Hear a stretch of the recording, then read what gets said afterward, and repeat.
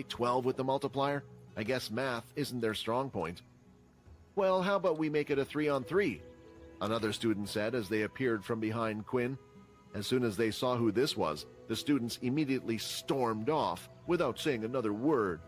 The student who was pinned up against the wall thanked them both before running off as well, and when Quinn turned around, he could finally see who had come to his side. It was a student with bright red spiky hair. He had seen him once before in the interrogation room. Berg Sunshield, one of the students from the Big Four. You know, it won't change anything. They'll just start doing it in secret instead, Berg said. At least that will lessen the bullying somewhat, Quinn replied as he walked off into the room. Quinn disliked the Big Four. Even though they wielded so much power, even as students, they did nothing to change the situation. It was as if they liked the way things were set up, so he decided to shrug Berg off and continue with his business. Ah, Berg said in frustration. Why the hell did our leader tell us to look over that guy? Inside the VR center, Quinn paid for his booth and entered the game as usual. Welcome, Bloody Volver. Checking his friends list, he was surprised to see that both Nate and Sam were online. It had only been a few moments, but almost immediately he had received an invite to a fight. Quinn had decided to decline the invite. What, so I can't find the cursed child and now the Bloody Volver won't even speak to me? Nate said in anger. What kind of day is this? That's it, I give up. It's time to call it a day and log off. But just as Nate was about to, he had received an invite from the Bloody Volver to have a match. What is this crap? Is he playing tricks with me? What happened? Sam asked after coming back from training inside the white gaming room. I invited the game, he then declines and invites me back. Sam suddenly realized that his guess was spot on and started to...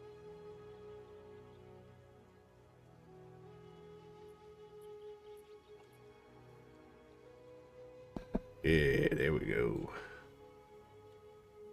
Continue, sir. laugh at the fact that Nate hadn't understood yet. He had decided to invite him in a way to reveal who he was to Nate. During the tournament, he said he promised to fight with him. It was his way of telling him he was the Bloody Volver.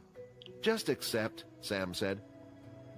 The match was accepted, and as Sam was following Nate as a spectator, he too was transported to the same room as the two.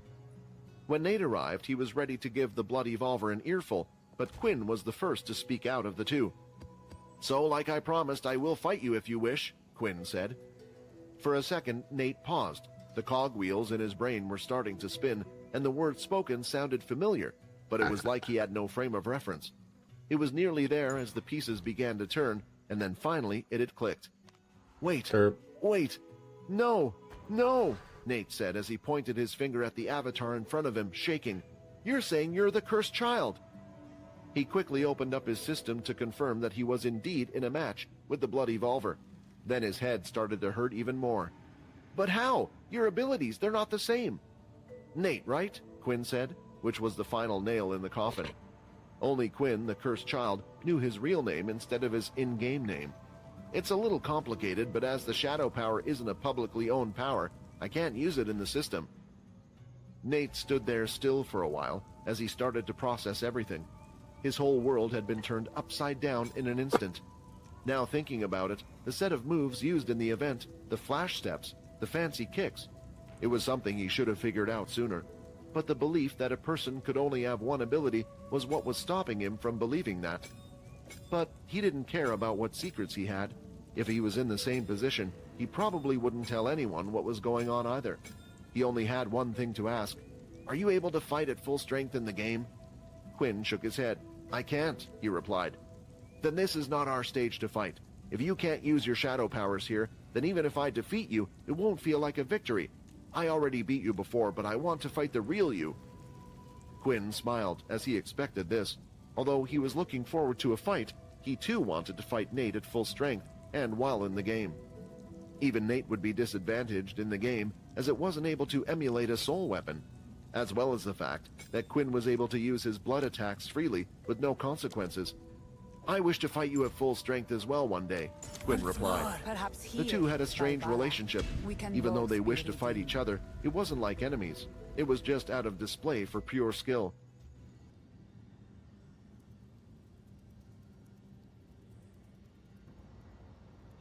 Are you? There you are. Let's move you over. There we go. There we go. I'm in my second year now, which means I won't be in the military next year. But if you wish to find me, we will always be able to connect and contact each other through this game. Keep in touch, Nate said as he logged off the game in a hurry. Wait, what? What the hell's happening? Tell me, Sam cried from the arena seats as he too quickly logged off after Nate. Once Nate had exited the pod, his knees were shaking so much that he nearly fell to the floor. He tried his best to walk forward, then soon realized his whole body was shaking. The cursed child, the blood evolver, they're both the same person. Who the hell are you, Quinn Talon? Nate thought. Once Quinn had exited out of the pod, it was time to call it a day. Even though tomorrow was still the weekend, he still had a tough day ahead of him. Not only did he need to explain to the others what had happened to Leo, but there was still one more promise he needed to keep, and he wanted to deal with it sooner than later. A ghoul to a white and Leo a vampire. I wonder what Layla will turn into. Relish your mortality. We're okay with that.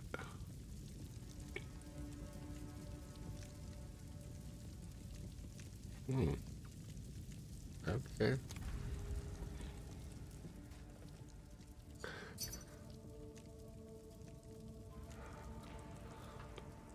Episode 349, Cruel Fate. After searching the whole room and hiding the black ball, Layla had finished getting rid of every trace of Pure there was in her room. That included her things as well. Pure didn't have many agents or students who could infiltrate the base while it was still the school term, so she was safe for now, but it still worried her. Although she was safe now, what would she do once the summer holidays arrived? The original plan was to head back to the Pure base, but that was no longer an option. Pure didn't know what happened to her, and if she didn't have a good excuse for not responding, perhaps she would have been thrown out of the 100 ranks and banned from coming back to the school. I wonder if Mama's even worried, she thought as she lay in her bed, completely worn out from the search. Just then, a knock was heard at the door. Layla, is it okay if we come in? It's the doctor and Sia is with me as well, Haley said. Yeah, sure, Layla shouted. As the door slid open, Sia came in with the doctor behind her, but Layla was amazed when she saw Sia. She looked like an almost entirely, utterly different person. One of her hands was rubbing the other up and down, and she was nervously looking around the room. She looked like a piece of glass that was on the verge of shattering any second. Now you take your time in here, okay? While I go talk to your roommate. Don't worry, Layla is one of the kindest girls I know, and you two used to get along, Haley said, unsure if that was true or not, but just wanted to do everything she could to comfort her. Haley, the school doctor, and Layla had left the room to have a small talk with each other. I don't know if you already know this, but Sia seems to have forgotten everything that happened. We don't know why, and since she was found in the hotel lobby, we can't link it to anything either. It's been a few days since this happened, and there have been no signs of recovery. What we want to do is slowly adjust her back to her old routine. Hopefully, it might spark something back in her. You know the doctor's office is always busy, and she can't stay there forever. I would have liked her to stay for a bit longer, but I can't, which is why I'm asking if you can look after her. If you notice anything strange or out of the blue, please come to see me straight away. Is that okay? Hearing all this, Layla felt obliged to say yes. After all, it was partly her fault that all her memories had been removed in the first place. Yeah, that's fine. I will look after Sia. Can I just ask, have the school tried contacting her parents about this at all? Layla asked. Yes, we wanted to inform them immediately, but with the details that are registered, we aren't able to get in touch. If we do, I'll let you know straight away. Haley replied, and left as soon as she finished, since she had a hectic schedule ahead of her. Entering back in the room, she could see Sia had opened her wardrobe and was looking at her clothes and items as if they were all foreign to her. After that, she pulled out her bag from underneath the bed, and with the things inside, she picked them up one by one, but still, she could not remember anything. Do you know me well? Sia asked with her voice shaky, as if it was about to crack. Layla came over and sat on her bed, which was not too far from Sia's, while looking at her. No one at the school knows each other that well, since we all came from different schools before, but we were roommates since day one, and you and I used to be on the same team. Through her words, She could see that Sia was trying to remember, trying to think back if there was anything, but there was nothing. After realizing this, Sia started to break down in tears again. She was crying with her hands covering her face and sobbing away. Layla quickly came over and, out of instinct, gave her a big hug to her side. "It's okay, Sia. Even if you don't remember everything, it doesn't matter. You can make new memories, right? Who knows, maybe your life before was a bad one." But Sia continued to cry. It didn't matter if it was a bad one to her. She just wanted to remember who her parents were, how she grew up as a kid. She couldn't even remember the person who was comforting her right now, and it was all a terrifying thought. Will she be like this forever? Layla started to think. Perhaps removing all her memories was too cruel in the end. I should ask Quinn tomorrow if there's anything we can do. That night, the two girls decided to sleep in the same bed together. It was the only thing that made Sia feel safe now, having someone who knew her next to her. The next day, when Layla had woken up, she looked at her wristwatch to notice it blinking away. Sia's face by her side was a little puffy from all the crying. She quickly got out of bed and listened to the message quietly. Layla, if you still want to do this, let's all meet in the park forest where we trained with Peter at 10 a.m. Everyone in the group will be there. The message had been sent by Quinn. Looking at the watch, she realized it was 9 a.m. now, so she quickly got dressed and did her best to get ready as soon as possible. The sound of opening and closing of wardrobes had eventually woken Sia up as she rubbed her swollen red eyes to see Layla in a rush to go somewhere. Why are you up so early? Sia asked. I have to go for my usual morning, run, Layla replied. Can I come with you? Sia asked. Hearing these words deeply hurt Layla. She could tell she was afraid to be left alone still, but she had no choice.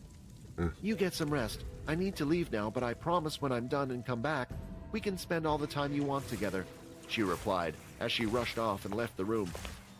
Yesterday, while returning to his room, Quinn opted to act normal about everything that had happened so far.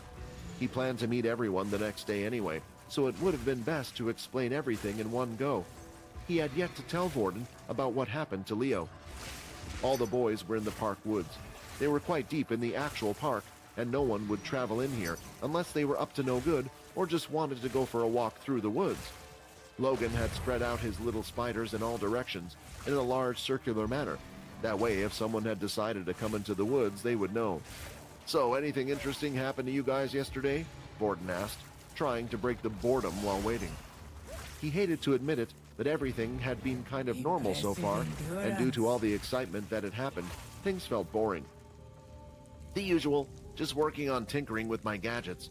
I could go into detail about what I managed to accomplish yesterday if you're bored, Logan replied. No thanks, Vorden said, knowing he would be bored out of his mind listening to Logan. Well, I certainly have some interesting news for you all, but we'll wait until Layla gets here. The sound of footsteps and rustling leaves could be heard stomping on the ground. No one was worried as Logan didn't cause any alarm, and shortly after, they could see Layla arriving all huffing and panting. I'm sorry I woke up a little late, Layla said. Oof, and on your big day as well, huh? Said Vorden. The groups were standing in a circle in the forest, and Quinn walked into the center to speak to them all. First, before we do this, I have something important to tell you all. It's about Leo. Quinn proceeded to tell the others what had happened yesterday. He didn't go into details about Key, as it seemed to be something that was meant to be kept secret and passed down to those they chose. Still, he explained how Leo had been accidentally turned while trying to help Quinn get stronger, also informing them how he had chosen to leave the school. Everyone was shocked by this. They couldn't even believe what they had just heard. It was as if one surprise had come after another as Quinn explained the details. Wait, so you're saying Leo's a vampire now, just like you? Then, is he okay with blood? Is everything going to be okay? Vorden said in a panic. He seemed to think this was a huge problem, while Quinn remained calm. I think he will be okay. It seems like he already left yesterday night, Quinn said, placing his fist on his chest. The connection between the two was now gone, meaning he was no longer close by. I explained everything to him, and you, Vorden, should know how powerful he is. Vorden started to think back about when he had copied Leo's power. Even for him and the multiple different powers he had wielded before, Leo's was surely special and different. Since we're involved in this, I thought you guys should know, especially since right now we're about to dive in even deeper. It seems like being human is quickly going out of fashion, Logan commented. Now, everyone was looking at Logan strangely. Was that supposed to be a joke? Layla thought. Right now, they didn't know what was more shocking, the fact that Leo, their teacher, had turned into a vampire, or that Logan had tried to make a joke. Ignoring the small comments, Quinn wanted to get down to business and turned to look at Layla. Now, we don't know what's going to happen to you. You could turn into a ghoul like Peter, but this time we have Logan helping us, so we shouldn't have the same complications as before. Or you could turn into a vampire like Leo. We have Vorden's blood for that. Ah, geez, now I'm going to be your little snack bar for you two, Vorden commented. Or you could become something that we haven't seen before. Are you sure you want to go through with this, because there's no turning back? Quinn asked. As long as it will make me stronger, then yes. I'm sick and tired of being useless to you guys, and before you say I'm not, you need to start looking at the people who are coming after us. As we make more enemies and go higher up, they keep getting stronger and stronger, and I want to rescue Erin from Pure. At the time, I did what I thought was right to save her, and I know she will be safe, but the longer she stays there... Layla didn't finish her last sentence, but after learning of their strange tactics and the death pill that Sia had, Quinn knew the place wasn't the best. I understand. Blood ritual activated.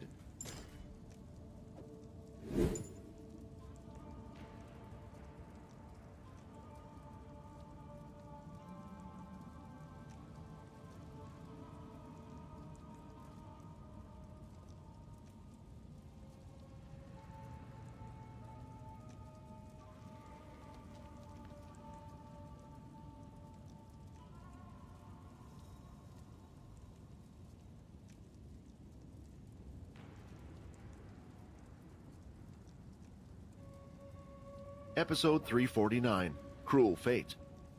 After searching the whole room and hiding the black ball, Layla had finished getting rid of every trace of Pure there was in her room. That included her things as well. Pure didn't have many agents or students who could infiltrate the base while it was still the school term, so she was safe for now, but it still worried her. Although she was safe now, what would she do once the summer holidays arrived? The original plan was to head back to the Pure base, but that was no longer an option. Pure didn't know what happened to her, and if she didn't have a good excuse for not responding, perhaps she would have been thrown out of the 100 ranks and banned from coming back to the school. I wonder if Mama's even worried, she thought as she lay in her bed. Episode 350, The Third Blooded. Just like before, while performing the blood ritual on Peter, they decided to lay Layla down on a pile of leaves.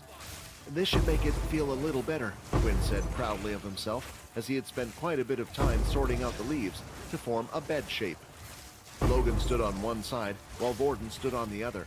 After helping Quinn prepare everything, both of them took a step back away.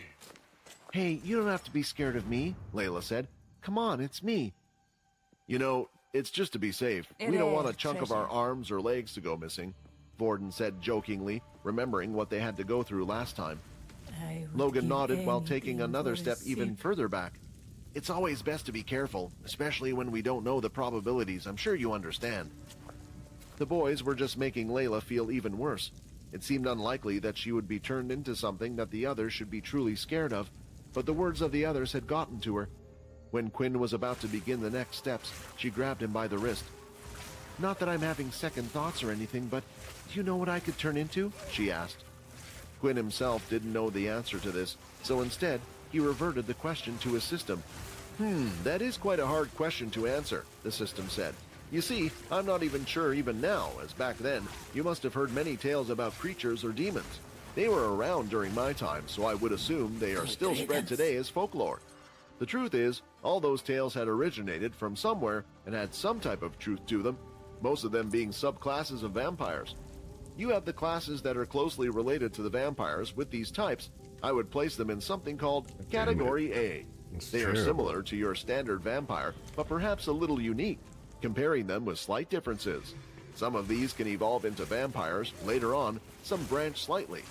A few examples including a halfling, you should know this one quite well, a fledgling, thrall, and dhampir. These skills tend to be well balanced in terms of skill. They have good magic and melee abilities. with each one having their specialties when they later evolve. The next category is Category B. I call this one the Undead category. This is where Peter, the Ghoul, White, Wendigo, and a few others fit into. These have next to no magical power, but most of them make up for it with their melee attack strength. And finally, you have Category C. I call these the Others. I know it's lame, but truthfully it's because they don't have much in common with each other, or at least not as much as the others. They usually tend to be strong in magical power, while weak in the speed and strength department many vampires are known for. Examples are Succubus, Blood Fairy, and the Banshee. Succubus. The upside about this category is they usually don't have a huge negative to them like the others. Category A all need some form of blood. Category B need flesh, whereas C, although different, depending on what they turn into, don't need something as difficult as the first two. Of course, there are more than the examples I have given you, but if you wanted me to list them all, we would be here all day. Back in the day, I did quite a bit of research on this, so you have come to ask the right person. But even as great as I am with my vast amount of knowledge, cannot pinpoint the exact reason or thing that will determine what one will change into. Besides, just because you know what she can turn into won't influence what she will turn into at the end of the day. After hearing those answers, Quinn started to have second thoughts, but a promise was a promise. Whatever you turn into, I promise we will deal with it. With that said, Quinn continued the ritual as Layla closed her eyes. Using the tip of his fingernail, he caused a small cut in the palm of his hand. He then placed it above Layla's mouth and, as with it wide open, allowed the blood to drip inside slowly. A vampire's blood alone wouldn't be enough to turn someone. One would have to activate the blood ritual skill first, which he had already done. The blood continued to drip and go down her throat, and then when it reached her stomach. The process had begun. Her eyes suddenly opened wide and were glowing red, and Quinn's were beginning to glow red as well. Just like with Peter, as the energy went through her body, it started to shake violently. There was no pain though, and eventually, as the blood quickly took over her body and radically transformed it, the connection had stopped, and her body had stopped shaking. "Is it done?" Borden asked. "So, what is she?" Layla's eyes had started to open slowly. Her vision was a little blurry as she seemed to be adjusting to things, and eventually lifted herself off the ground. A few leaves stuck to her, and she quickly brushed them off her clothes before looking up at the boys, who seemed to be now all staring at her. What's wrong? Oh no, is it my face?" she said, worried about what she might have turned into. "My teeth! My feet!" She looked down at her body and felt her teeth, but could feel or see nothing but the boys continued to stare at her until Vorden eventually pointed to the top of her head. "No, you have little..." Vorden was speaking so slowly it was beginning to annoy her. As she felt the top of her head, she felt two little bumps just between where her hair was. "No, they're horns!" she shouted. "Quinn, what the hell is this? What type of vampire has horns?" "Wait, calm down, just give me a second." Layla was quite knowledgeable when it came to vampire-type creatures. She had heard of many of them, and even heard of what Peter had become, but she couldn't think of a single creature with horns on top of her head. While she was waiting for Quinn's reply, she continually tried feeling them. It seemed like nothing else about her had changed. Still, she was continually playing with the small bumps on top of her head. Thankfully, they didn't stick out too much, and did just look like two little lumps. "The blood ritual was a success. 3 of 3 family members successfully blooded. A new member has been added to the cursed family. You have successfully created a Naminari Hanya." Naminari Hanya. Hanya are emotional beings. Their powers and strength fluctuate based on their emotions, and they are more sensitive than regular beings. They are typically prone to jealousy and negativity.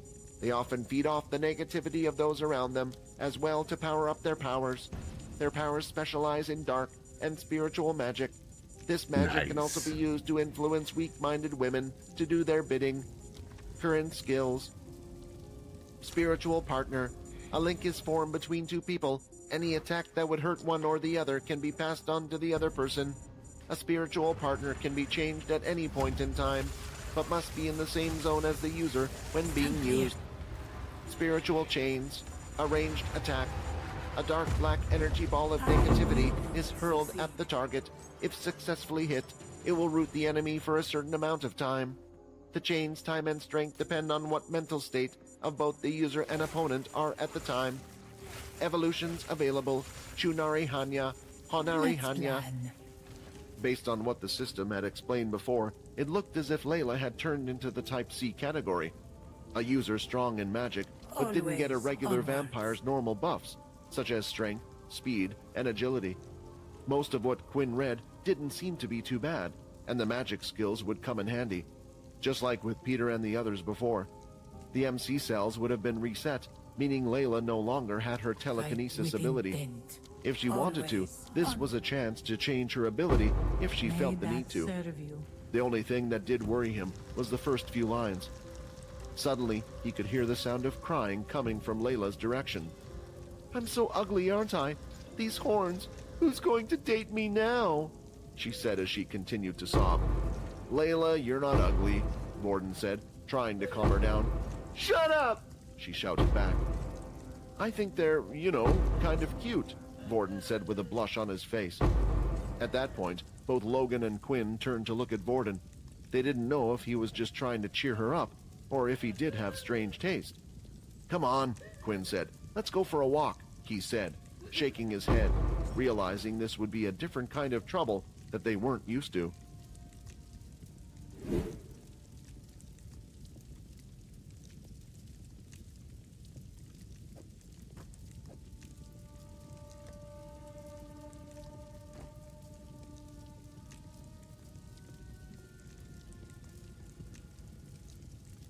Episode 350, The Third Blooded.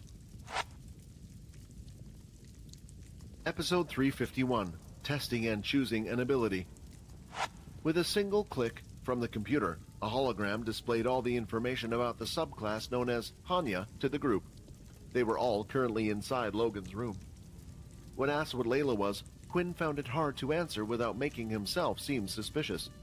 He didn't know a lot about vampires in the first place, and all his knowledge before could be said that came from Fex. The only person that knew about the system and some of the system skills was Logan. The suggestion had been made that perhaps they could find something online, so as they planned to head to Logan's room to do some research, Quinn told him beforehand what Layla was. "Based on the algorithm taken from the photos of Layla's face, it seems like my genius AI system was able to come up with something. The AI cross-references and matches the details with folklore tales related to vampires in one way or another," Logan said as he gave a quick wink to Quinn while nobody was paying attention to him. Layla and the others began to read the information displayed. What was written out was precisely the same as what had been displayed from Quinn's system.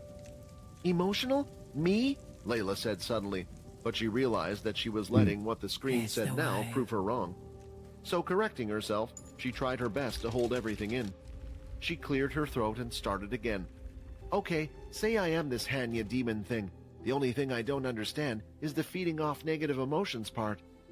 "If I was to take a guess," Vorden said, "I would say it's one of two things. Just as Quinn gets pleasure from blood, you might be able to feed off the aura of negative or sad people. Or there is the second option, you feed by making people negative."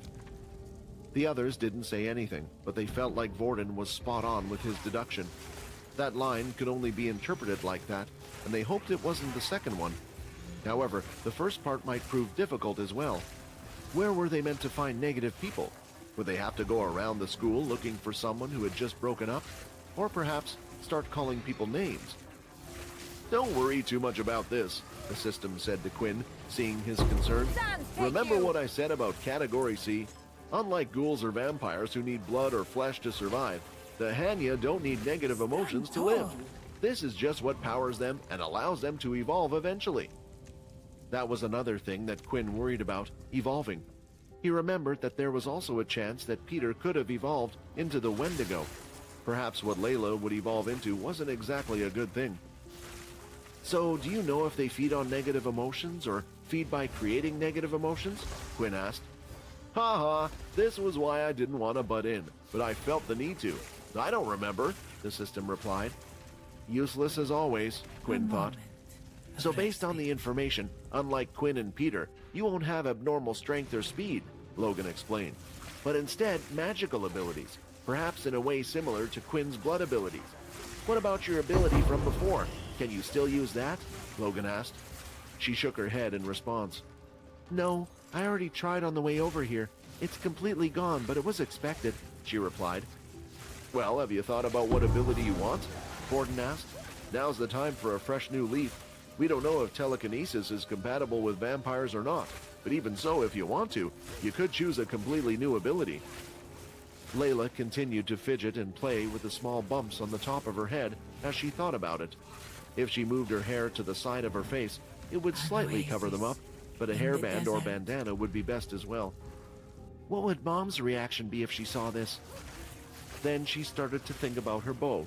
It was an item gifted and given to her by her mother before she came to the academy. I think it would be best to still have an ability that complements my bow, said Layla. We don't know how this magic works, but if it's like Quinn's blood abilities, it will have a limit before they can be used again. So it's best to have a backup to use in any case scenario. And a melee weapon doesn't suit me since I didn't get any stronger in the other departments. But I'm not sure if I want to stick to telekinesis or not. Maybe after using my vampire abilities, there might be something more suited for the bow and them together. I'll have to think about it for now. I think that's the right choice, said Borden. Well, what are we waiting for? We need to test your powers, right? Let's see what you can do. What? Here? Now? But I don't even know how or what to do, Layla responded. Logan's room was pretty big due to it being one of the VIP rooms. It was even bigger than Borden and Quinn's room, which was meant to house 3 people inside. So there was plenty of floor space. Still, things were lying all over the floor, and Logan quickly allowed his spiders to get to work clearing everything and putting it to the side. After a few moments, the floor looked almost brand new. Is there anything those spiders can't do? Borden thought. They weren't going to fight, so the space was enough. They just needed her to use her skills. Layla stood in the middle of the room, and the target of choice for her abilities would be Quinn. This was because he had a healing factor that they could rely on, and technically had the strongest body there. He also felt like it was only right to volunteer himself for something like this, being the person who changed her. So what do I do? Layla asked. I guess I can explain what I do when I use my blood abilities, Quinn suggested. You should feel this strange energy in your body swirling around. Try grabbing onto it. Then when you release that energy, you have a clear image inside your head of what you think the skill will look like. It's quite similar to how we learn our usual skills from skill books, only you don't have any references to go on. This kind of just works for me, Quinn said. Logan, back on his computer, pretended to have taken and found more information about Hanya, when in reality, it was just what Quinn had already told him.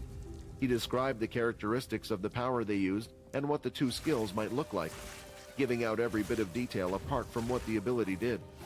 That thing is extremely detailed to be up online, Borden commented. Are you sure that vampires didn't write that article? Well, we won't know till we try, will we? I don't think it's accurate, but it allows us to start somewhere, Logan replied. Unless you have any better ideas? Layla closed her eyes, and nearly instantly, she could feel the strange energy that Quinn was talking about. Maybe it was because she no longer had her ability, and there weren't many other changes to her body apart from this one, but she was able to pick it out straight away. However, as she thought and grabbed onto this energy more, memories started to appear in her head. Memories of her mother, memories of her time at Pure, and memories of her dear friend Aaron. Without realizing it, her face looked sad on the outside, and tears were flowing down them, dropping onto the floor. She tried her best to ignore them and started to picture one of the skills, the spiritual chain. The others could see Layla's face full of tears and wondered what was happening, but because her eyes were still closed, they didn't want to bother her. Then suddenly, "Spiritual chain," she said as she opened up her eyes. A thick black ball the size of a basketball came shooting out of her hands. It almost looked like a fireball, except for its black color. On her very first try, the attack was a success. That was an impressive display. What was happening? But because her eyes were still closed, they didn't want to bother her. Then suddenly, "Spiritual chain," she said as she opened up her eyes. A thick black ball the size of a basketball came shooting out of her hands. It almost looked like a fireball, except for its black color. On her very first try, the attack was a success.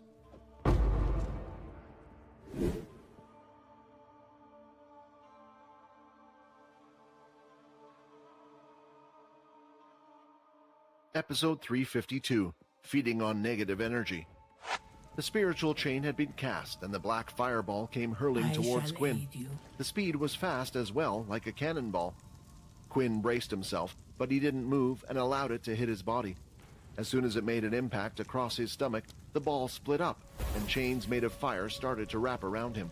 Not just one, but several, around his body, around his arms, and they all then attached themselves to the floor.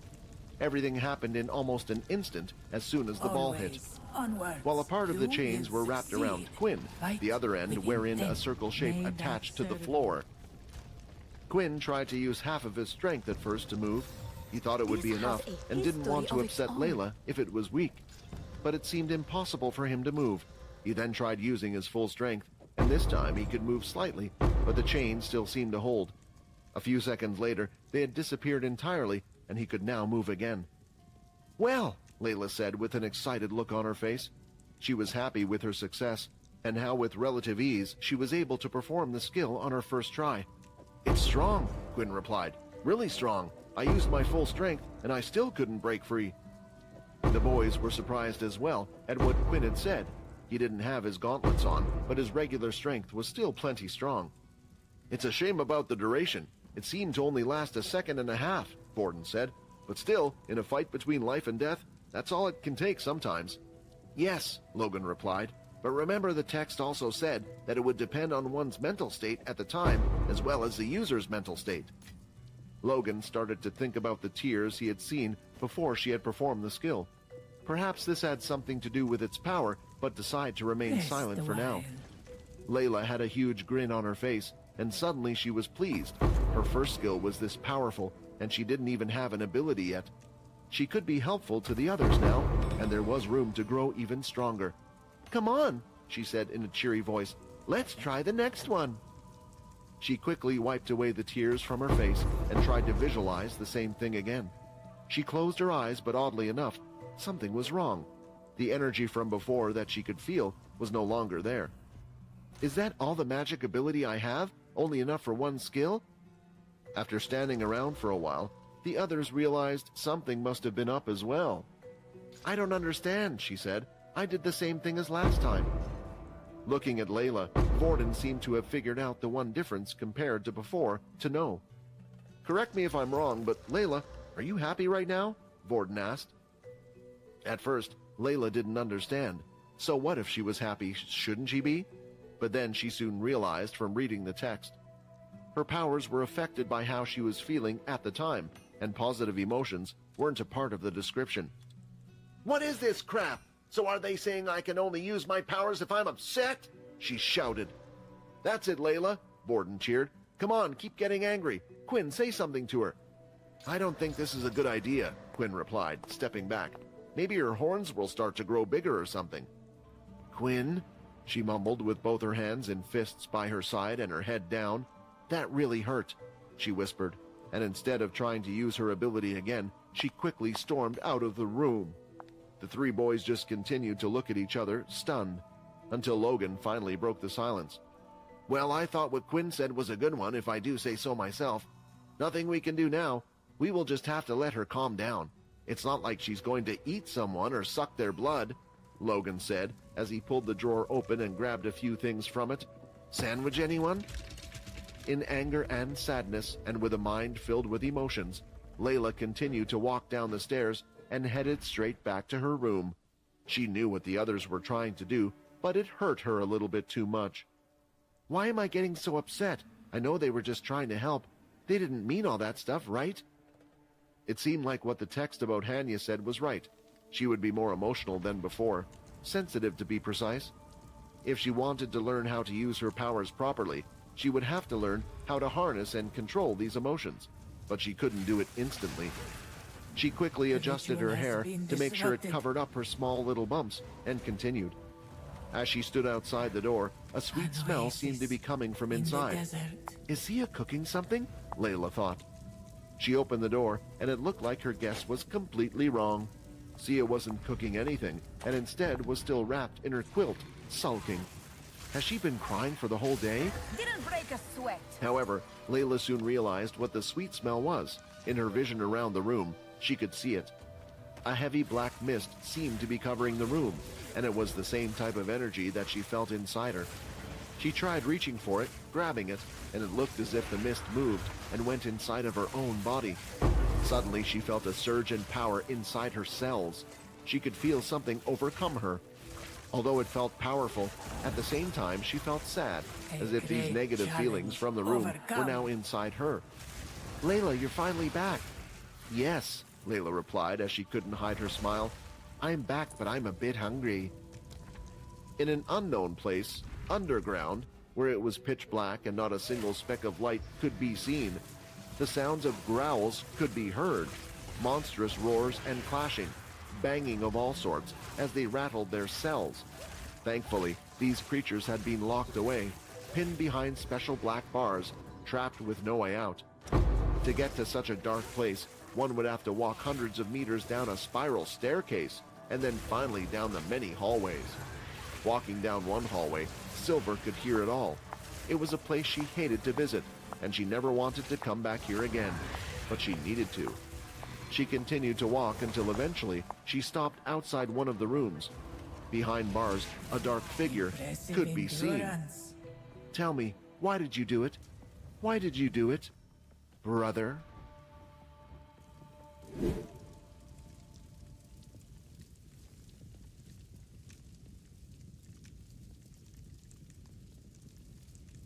Episode 353, The Dark Plane.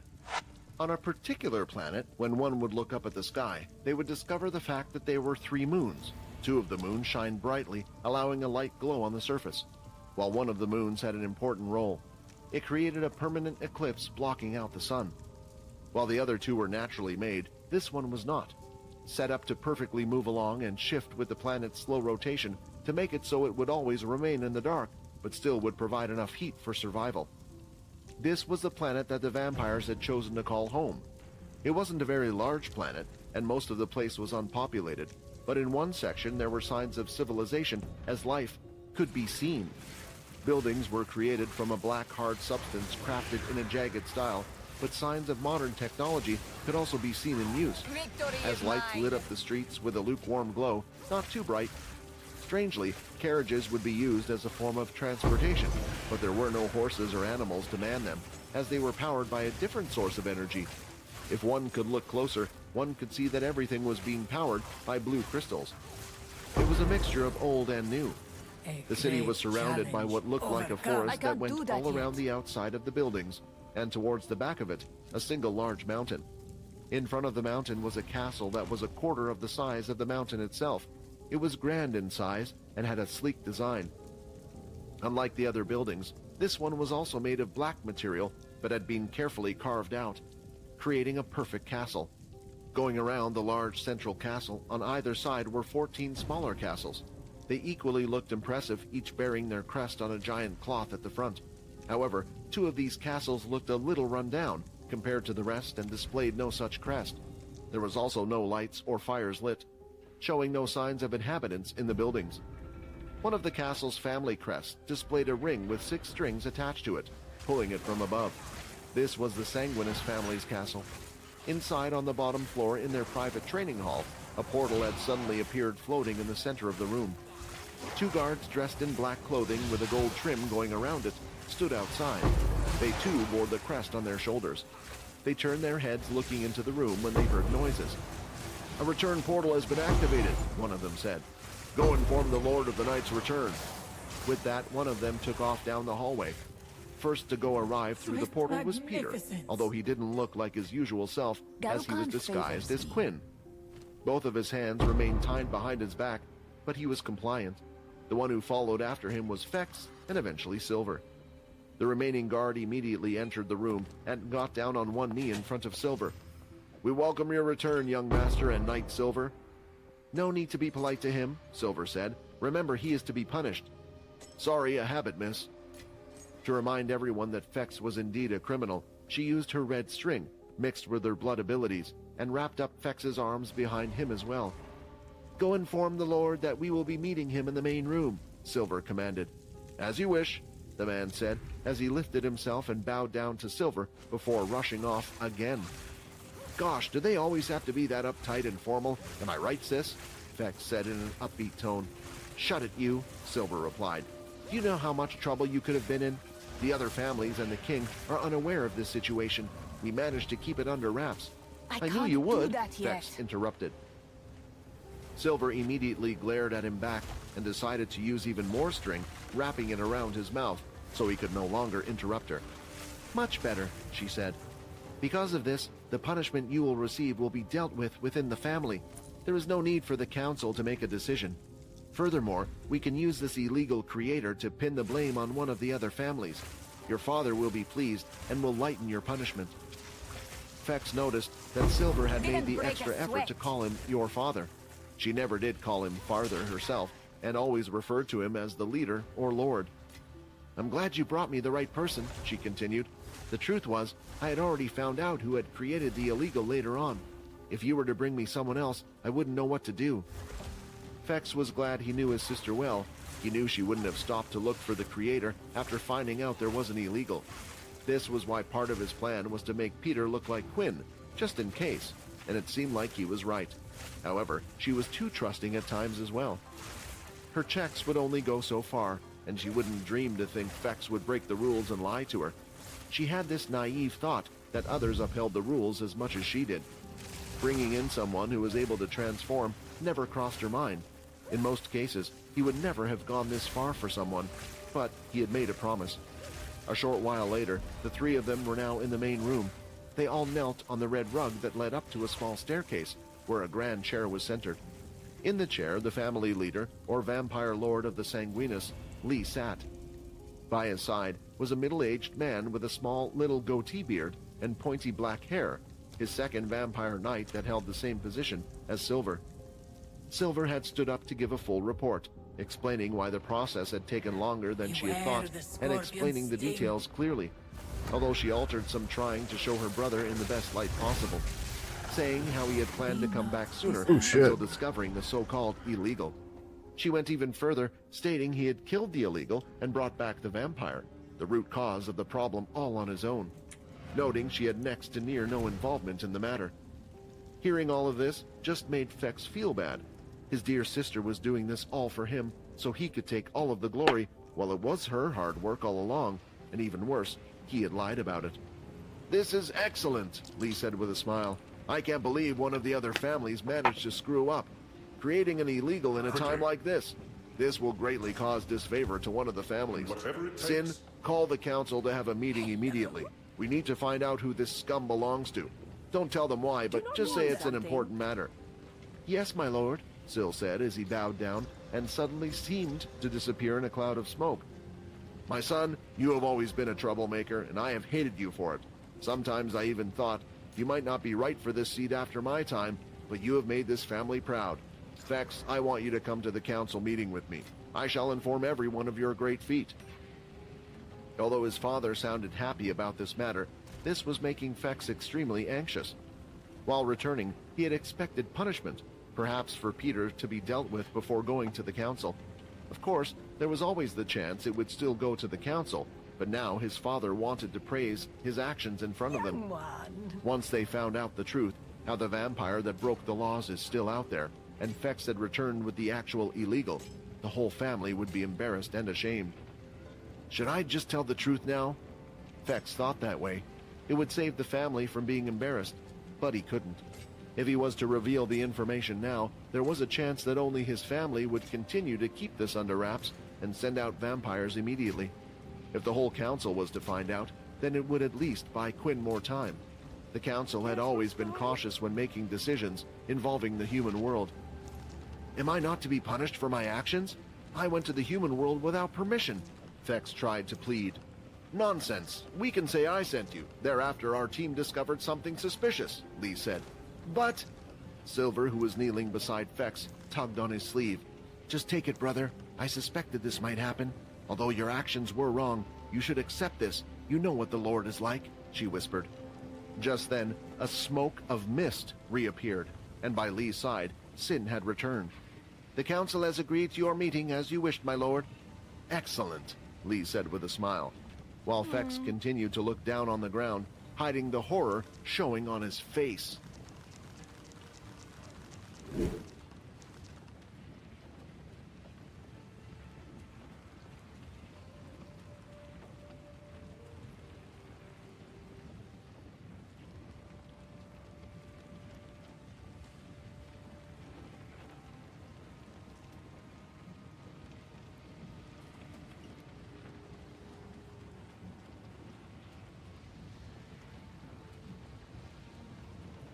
Episode 354, The Council Meeting.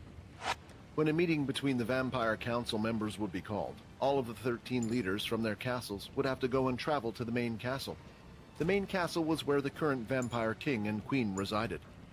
Inside, near the top floor, but not quite at the very top, was the meeting room. Once a month, the leaders would meet up to discuss current matters or affairs. Outside of the regular meetings, an emergency meeting could be called as well. Only if there was something that needed to be reported to everyone would they meet up. On this very day, a meeting had been called. This was the second emergency meeting that had been called within such a short time frame, and the tensions were high. Inside the room, there were 13 chairs equal in size spread across the table. Behind each seat, a flame burnt bright and strong.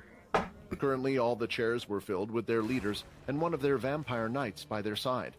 All of them, apart from one, the 10th seat. Most of the room was dominated by men. Most looked old, while a couple looked young, but it was impossible to tell the real age of any. 2 of the seats were filled with female leaders as well. Besides these 13 chairs at either end of the table, there were 2 larger chairs. One chair was slightly bigger than the other.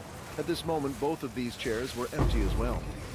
Sitting at the first chair near the top of the table was the first leader, an older gentleman than the rest. Vampires at the Lord level often had great control over their bodies. They could choose when to slow down their aging process. Most at the table had chosen to keep their appearance to that of slightly older, middle-aged men. Yet for some reason, the first leader preferred an aged look. He was bald up top, but his facial hair was heavy around his face, going down to his collarbone, all white. Other than this, his forehead, which seemed to always be in a prominent V shape, was his most distinctive feature. On top of this, the old man would never seem to leave without his trendy black slim walking stick by his side. However, he never used the walking stick to walk, but kept it by his side as if his life depended on it. When the king wasn't present, it was his duty to be in charge. He still only had equal power as the rest of the 13, but for things to proceed more smoothly, the first leader was placed in this position. The others didn't mind this, as the first leader was the oldest, and seemed to be the most knowledgeable out of the rest. Once everyone was seated, he banged his walking stick 3 times across the floor to signal the meeting would begin, and all the room fell silent. I, Bryce Kane, leader of the first seat, will now begin this meeting. This meeting has been called by the 13th seat leader of the Sanguinis family, Lee, the old man said. I hope you all know that the king is still resting and will not be attending this meeting. Unless a matter cannot be agreed upon, there will be no need to call him. Now please, Lee, explain to us why this meeting was called. Rather than explain this matter, I would like to bring them in, if I may, Lee asked, to which Bryce responded with a nod. The doors to the room opened, and in came Silver, Fex, and Peter, who were now officially in a black set of handcuffs. They seemed to be made from the same material as the buildings. While they walked into the room, Lee tried to look at the other leaders to see if there was a reaction from one of them. They all have pretty good poker faces. Maybe they don't know what he has committed. With no reaction, Lee had no choice but to continue. Recently, I was tipped off by our agents that there was something strange going on at Earth. As you all know, my son Fex is young, and soon was to have his ceremony to turn into a vampire noble. I thought this would be a good opportunity to send him out on the field. In case there were any mistakes, Silver was sent out after him as well. When they arrived at their location, Fex, my son, seemed to have discovered a white. You should all know where this is going. Other than vampires, part of the Part A category, all subclasses are to remain here. This means an illegal was created. My son has successfully captured the illegal, Lee said, pointing at Peter. The others looked at Peter carefully. It was clear he was a vampire, and a young one at that. Youngsters, while being turned, would rarely ever turn straight into vampires, for they didn't have the power. So he must have belonged to one of the 12, there they thought. But when Bryce looked at him closer, he felt strange. Even though this was a serious matter, it was clear that the vampire boy was unafraid. You all know why this is a serious matter. First off, it wasn't reported. Even if a leader created a vampire in our current situation, they should report it immediately. Every family is allowed a maximum of 1,500 members, and last time I checked, every family is at its maximum amount. If this vampire was creating illegals, who knows, they could even be creating more and perhaps planning another uprising. After Lee had said this, the 12 leaders started to mumble amongst themselves. An uprising again. This would be a serious matter indeed, one leader said. The family who has allowed this vampire to be unruly must be punished, another said. Once again, Bryce banged his walking stick on the ground 3 times, bringing order to the room. Whether or not it's a serious matter is undecided. Do not speak so freely about an uprising. An investigation shall be made into the family that this vampire belongs to. It might just be a stray that has done its own thing, but just to be sure, we shall check thoroughly. Now, to save us all time, does anyone care to admit who this vampire in the room belongs to? If you have nothing to hide, then only the vampire shall be punished. Impressive The leaders started to look up and down the table, waiting for one person to be called out. The leaders didn't remember every vampire member in their family, and they didn't have a connection with all of them. In the families, about 50 of them would be connected to the actual leader in some way and learn about the family's unique abilities, while the rest of the vampires would simply work for the families. The reason why Bryce had made the suggestion was from the feeling he was getting. He could tell that the vampire was quite a strong one for being so young. It made him believe that the vampire had to be close to the leaders, and if so, even if they didn't know what he looked like, they would have felt a connection being this close to him right now. Damn it, you fools, Lee said in anger. This is a serious matter, and you are only wasting our time. It is as Lee said. Very well, there is one way to find out. Bring the boy to me, Bryce said, and Silver brought Peter along with her, directly to the first seat, allowing Peter to stand opposite the old man. Fex, watching this, knew precisely what the old man planned to do. It won't work, Fex thought. The old man looked into Peter's eyes, and his started to glow. Tell us, which family do you belong to? Everyone in the room was sitting at the edge of their seats, waiting for an answer, but after a few moments, there was nothing. Peter didn't reply and remained silent. Yet. Bryce tried again in case something was wrong. He looked into his eyes and said the same words. Tell us, it's an order of the council. Which family do you belong to? He shouted, getting frustrated, but Peter didn't flinch, nor did he reply. But how is this possible? One of the leaders said. Mumbling between them all began and started again, and the only one in the room who knew the answer was Fex. What the first leader attempted to do was use his charm skills to force the information out of him. One's power would have to be far greater for this to work, and usually it would work against a vampire that hadn't even reached the noble level, which was why everyone was so shocked. But Peter wasn't a vampire. He was a white and undead. Mind control, sleeping, paralysis, all these things didn't work on undead. The only one that would be able to force information out of him was his creator. However, to Bryce, this only angered him further. There were a few methods to block this mind control from working, and only another leader would know such a method. In his mind, it was clear that someone was trying to hide this information, and to do this and go this far, they would have had a direct connection with the family. Fine. Everyone, we shall gather downstairs in one of the training halls. If I can't force the information out of you, then we shall beat it out of you. I'm warning you now, when I find out who this vampire belongs to, they shall be in serious trouble. I knew you would succeed. Episode 355, A Punching Bag. The council members had done as the first leader asked. They had moved from the meeting room down to one of the training rooms below. Greetings. When they entered, a lesson was currently taking place. The hall was enormous, but plain inside.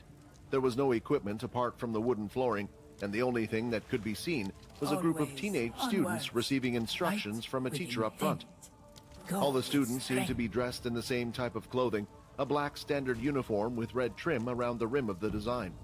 While the teacher wore what looked like an overly large overcoat, he too had a different colored trim around his clothes, and also the same crest as the first leader wore.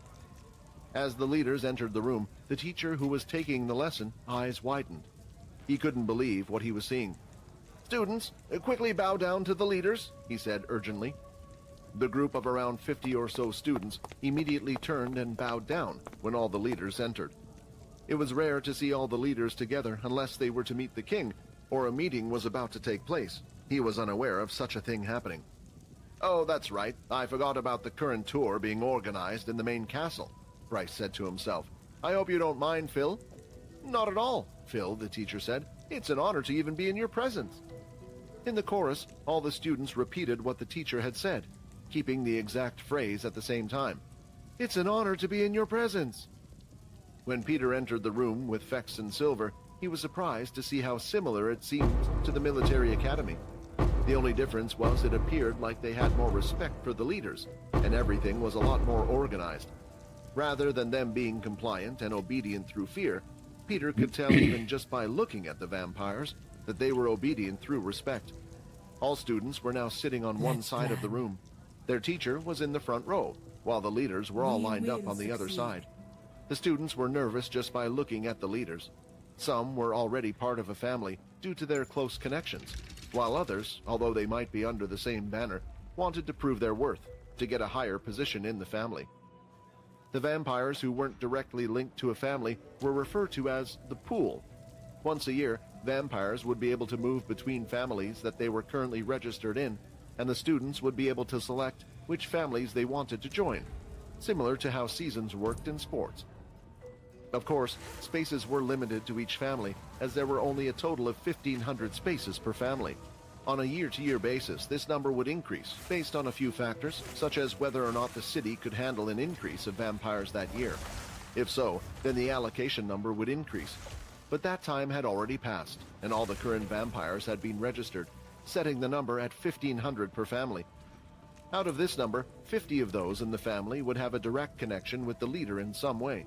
An additional 100 of those would know the family's ability, while the rest would just be simple soldiers in the pool. For those that knew or were to learn about the family's ability, they would bear the family's crest of their uniforms. All of this meant there weren't many students who attended school in the first place, but the vampires always focused on quality rather than quantity. Bryce stood in the center of the training hall with a stick in his hand, while Peter was still chained up by his side. "This is your last chance to confess." When Bryce said this, he was talking to the leaders, but Fex felt as if the words were being directed at him. "Fine, Phil. Select your best student out of this bunch," Bryce said. "That would be Xander, my lord," Phil shouted in confidence. Xander immediately stood up. Most of the vampires there were handsome or beautiful, but even he seemed like a pretty boy compared to the rest, his brown hair curled on both sides and having a body frame of a top athlete. "Come here, boy," Bryce said, noticing that he too had the same crest as his. Seeing the crest meant he was one of the 100 selected to be in the family, and he thought there must have been a reason for him to be selected. Xander had reached the center and stood on one side, while Peter stood on the opposite. Then by using his hands, Bryce moved both of them to face each other. "Have you learned the family's ability yet?" Bryce asked. "Not yet, sir," Xander replied. "Good. Maybe this match will be a little entertaining. I shall get these two to fight. It will be good for us to see where the current generation is at." "You're going to make me fight with these?" Peter said as he lifted his hands, but suddenly a loud thud was heard. When looking at what had caused the sound, the black cuffs that were on him had already hit the floor. In the center of them, it looked like they had been cut. "I didn't even see when it happened," Peter thought. "These leaders are strong, even stronger for Quinn." Bryce was telling the truth when he said he wanted to see the students' current fighting level. There had been reports that they were the worst and weakest generation the vampires had so far, but that wasn't his main reason. His idea was to allow Peter to fight there. There were two chances he could find out which family he belonged to. When people were desperate and felt like their life was in danger, even vampires fought with everything they had, and in doing so, he was hoping the captive would reveal their ability. The second reason was if his life was in danger, the connection between the leader and the vampire would be felt. Bryce's gut was telling him this wasn't just a regular vampire. Fex didn't even know what to say or do at this point. The only thing he could do was let things play out. Bryce went back to join the other leaders, hoping he could get a closer look if one of them were to react. "Begin!" Phil shouted, and Xander immediately charged forward. From the get-go, they could see him spring to action. "No wonder he's the top student," one of the leaders said. My Fex is still faster than him," Lee started to brag, but of course, that would be the case. Fex had acquired special training due to him being a son of the leader. He didn't exactly attend normal classes. Even when he did, he never felt like he fitted in anyway. Peter, seeing this, stood still. The others thought Xander was simply moving too fast for him to react, but that wasn't the case at all. As Xander approached him, using all of his strength, he threw his fist right into Peter's face. The blow was hard and blood splattered from his mouth across the floor. However, his body hadn't moved a single step from the powerful blow. As Peter turned his head back to look at Xander, he started to place his hand on his jaw, which seemed to be shattered, but was already healing. "Well, that hurt a bit," Peter said. This was an unusual feeling for him, but this was because he still had the blood of Quinn running through his body, powering him and causing him to feel alive. Xander was slightly stunned. A blow like that would have knocked most people out, or at least sent them back a few feet. Still, he regained his composure and started to punch away at Peter's stomach. The speed was amazing, and punch after punch was being delivered.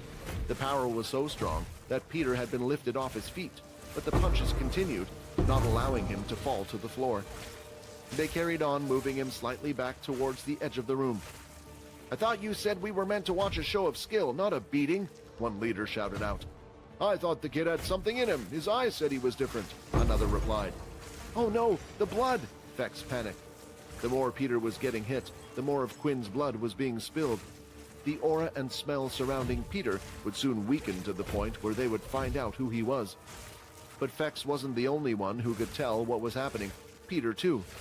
The blood flowing through him was not only being spilled, but was also being used to heal his wounds. He felt the power draining from his body fast. Another punch was delivered to his body, and his back was now up against the wall. "You're done," Xander said, throwing out both of his fists at the same time with more power than before. Bryce carefully looked around to try to look and see if any of the leaders had any type of reaction, but there was none. When he turned his head back around again, he was surprised to see the fight wasn't over. "I am not your punching bag," Peter said as he balled his fists. Using all of his strength, he gripped as hard as he could, shattering both of Xander's fists, pulling him forward, and using that moment, he gave a thick boot to his face. A few seconds later, Xander fell to the floor.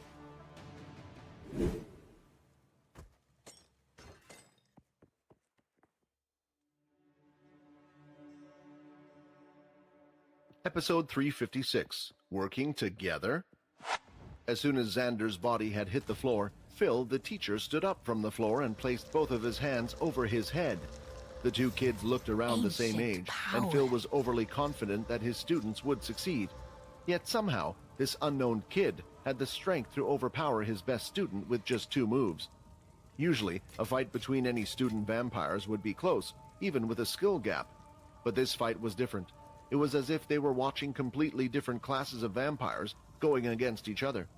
Only a vampire noble would be able to do such a thing. "Well, maybe this will be interesting after all," a female leader said with a smile. She quickly licked her lips, as if Peter was looking like a delicious piece of meat. However, a few moments later, Xander had stood up from the floor and took another fighting stance. His face was covered in blood that had been gushing from his nose and was now all over his school uniform. "Yes, Xander, stop messing around and kick him! Fight him! Do whatever you can!" Phil screamed as he was starting to get overly excited. If his top student lost here, perhaps his family's position as a teacher would be jeopardized. Peter, on the other hand, had found a new will to fight. The more blood he would lose, the quicker he would be discovered. As he got injured too much as well, it was harder for him to control his MC cells, which would eventually lead to his transformation giving in. He would do anything to last a second longer. After seeing how strong just one of the leaders were, Peter wanted to do anything, any minute or second, to delay them from going after him. Xander this time moved in again, not as fast as before due to him being cautious now. Rather than throwing out his punches in rapid succession, he carefully placed each one directly, but Peter, for the first time in a long time, was using his hands, legs, and speed to block and avoid each one of his strikes. Usually, Peter's fighting style was not to care if he got hurt, for his body would heal after, but this was different. "He's toying with the poor kid," Always a leader said. onwards. "You're right," Bryce replied. "The other choice person is can't made. even touch him, but there's no doubt about it. He's a vampire, though, and not a noble one. If one is this strong, he has to be deeply connected to a family. We need someone to push him to the end." "Come on, hit me!" Xander shouted, getting frustrated that none of his attacks seemed to be working. He now went into desperation mode and started to use some of his blood skills. He performed blood swipes, but if one couldn't hit someone with their fist, it would equally be useless to try to use the blood abilities, unless they had a skill that slowed Peter down.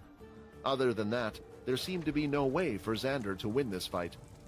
Peter, however, had decided that he would not strike back, his reason, delaying the fight. After a while, the others noticed this too, and eventually, clack, clack, clack. "Enough, this match is over," Bryce said. "No one can learn anything from this fight anymore." While Xander went back to tend to his injuries, Bryce was thinking about what to do. Of course, he could beat the kid himself, but that would be too simple. Respite. "Bryce," Lee interrupted, "may I suggest if you could let my son be the one to face him? I believe we will all be able to learn something then, and after all, he was the one who brought him in." This would be a great way for the 13th family to show their strength and have a one-up on the first family. However, Bryce couldn't turn down such a reasonable and sensible request in front of the other leaders. "That does make sense. Fine, I agree. Go ahead, young boy." Even though Fex had been called to the stage, he didn't move from his spot. His father was constantly calling out his name, but his mind was deep in thought. He was trying his best to come up with a solution to get out of this, Overcome. until his sister gave him a small slap on the back of the head from behind. As he went to turn around to complain, he could hear his name being called out by his father. "Fex, what's the matter with you?" said Lee. "Go up to the stage and fight the boy. Everyone is waiting." "Huh? Me fight him?" Fex said, having not heard what the others were talking about before. "Get up there now!" Lee shouted, and in an instant, Fex was walking to the center. What do I do? What do I do? Should I fight at full strength? The others will know if I try to pull anything, and sooner or later, Peter will be found out anyway, right? There was no more time to think, as the two were now standing opposite each other. With sweat running down his face, Phil shouted, "Begin!" This time, the first one to react was Peter. He charged in and threw a punch. On reflex, Fex reacted, moving to the side. Peter's body was now wide open for the perfect punch, but Fex didn't take it and instead jumped back. "Seems like your boy is a little scaredy cat," the leaders said, trying to anger Lee. "Just you watch," Lee said. Charging in again, Peter threw another punch, swinging wide and missing. There was another perfect opportunity for Fex, and knowing the others were watching, he decided to attack. I have to use my full power, otherwise the others will know." The punch landed directly on Peter's ribcage, but instead of a face full of pain, a smile appeared on Peter's face as he fell to the floor. "I have to, I'm sorry, Peter," Fex said as he charged in again. Clack! "Enough!" Bryce shouted. Immediately, Fex stopped, confused. What was happening? Why had they stopped the fight? But all of the leaders, even his father and sister, looked horrified. "Not enough blood has been spilled, right? So they couldn't have found Peter out yet." "Tell me now, are you two working together?" Bryce questioned them. "Of course we—" "Think before you answer," Bryce said in a demanding, straight tone. Something had happened in the fight that not even Fex had noticed to make the two of them suspicious. "It's clear to all of us here, not just you, but both of you were pulling your power. We can gather an idea of his strength from the last fight, but it was too obvious. The student's demeanor completely changed when fighting you, and even you this whole time seemed to be shocked. Even now your body is shaking," Bryce said, using his cane to point at Fex's legs. Good riddance. When he looked down, his legs were indeed shaking, and he hadn't even noticed. "Have I been like this the whole time?" It seemed like Fex really couldn't keep a lie. "So are the 13th family behind it after all? But then why would they call the meeting?" The other leaders started to come up with crazy theories of what was happening right now, which began to frustrate not only Lee, but Silver as well. "This is ridiculous. I'll prove to your family that my brother is innocent," Silver said as she walked onto the stage towards Peter. Carefully, Peter kept an eye on Silver. He knew he had no chance against the leaders, but what about her? He could still turn those that he killed into whites as well. There might be a chance he could do something with her later, if that were the case. He saw her lifting her foot slightly, and the next thing he knew, his whole body was flying through the air. Just like the leader's attack, he couldn't tell where Silver's attack had come from either. His neck had been twisted as his body lay on the floor, but this wasn't enough to kill a white. Getting up off the ground, his head started to heal and twist back. However, now everyone could see that the face that was previously on him was no more. "No, that's the..." Silver was about to say something but kept her mouth shut. Still, Bryce already knew. I shall aid "It's you. a white. Now it makes sense why my skills didn't work earlier. You tricked us. The blood that resides in his body is no longer strong. Now, unlike the others, I don't believe that Lee would have called a meeting if he indeed was in charge of this vampire, and Silver and Fex just now would have been unable to hit him. This means the vampire belongs to another family. But the question is, did Fex betray us or not? Luckily, there's an easy way to find out." Fight with intent. Bryce's eyes started to glow as he took a step forward. Fex knew that he planned to do what he had tried doing to Peter, only it would work on him. "Stop!" Lee said with his hand out, blocking Bryce from moving forward. "I believe in my son. Would never betray the family. Although he is a troublemaker at times, once he makes a promise, he will keep it. He would never willingly bring harm to the family. If anyone is going to find out the truth, then it will be me." His father started to walk up to Fex, ready to use his influence skill. As the family leader, it would work even better if Bryce was to use it. But the words his father spoke were unexpected. He never knew his father thought of him this way. His whole life while growing up, he had been called an idiot, a troubled child. Yet now his father thought so highly of him, he couldn't allow his family to face any further embarrassment. "Father, please, I admit it. There is no need. I tried to trick you all, and I admit my wrongs." His father immediately stopped in his footsteps and could no longer look at his son. Anger, sadness, or disappointment. He didn't know what he felt right now. "Well, that decides it. Fex Sanguinus shall be brought in for questioning. The other vampire will be kept in captivity until we find out which family he belongs to. And I shouldn't have to add that, but I have to remind you that Fex has committed a serious crime. A trial between the leaders shall be conducted, where the decision and fate of Fex shall be decided." Bryce adjourned the meeting.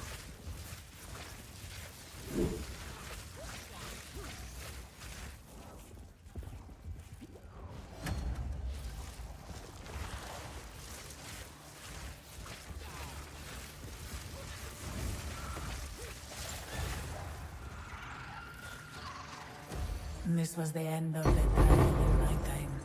But I sense another being resides here.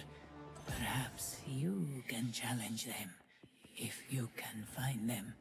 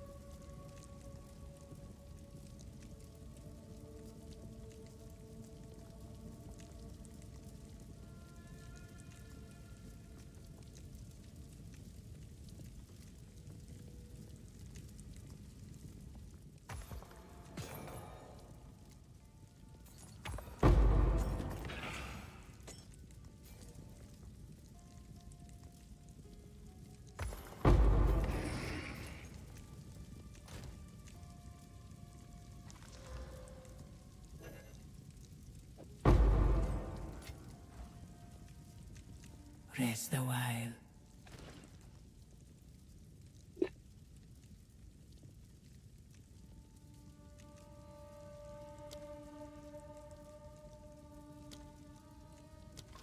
with intent, you will succeed.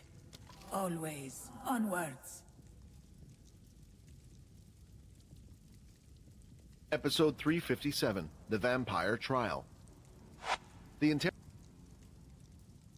interrogation process had begun, and there was no need for the vampires to use their influence powers on Fex.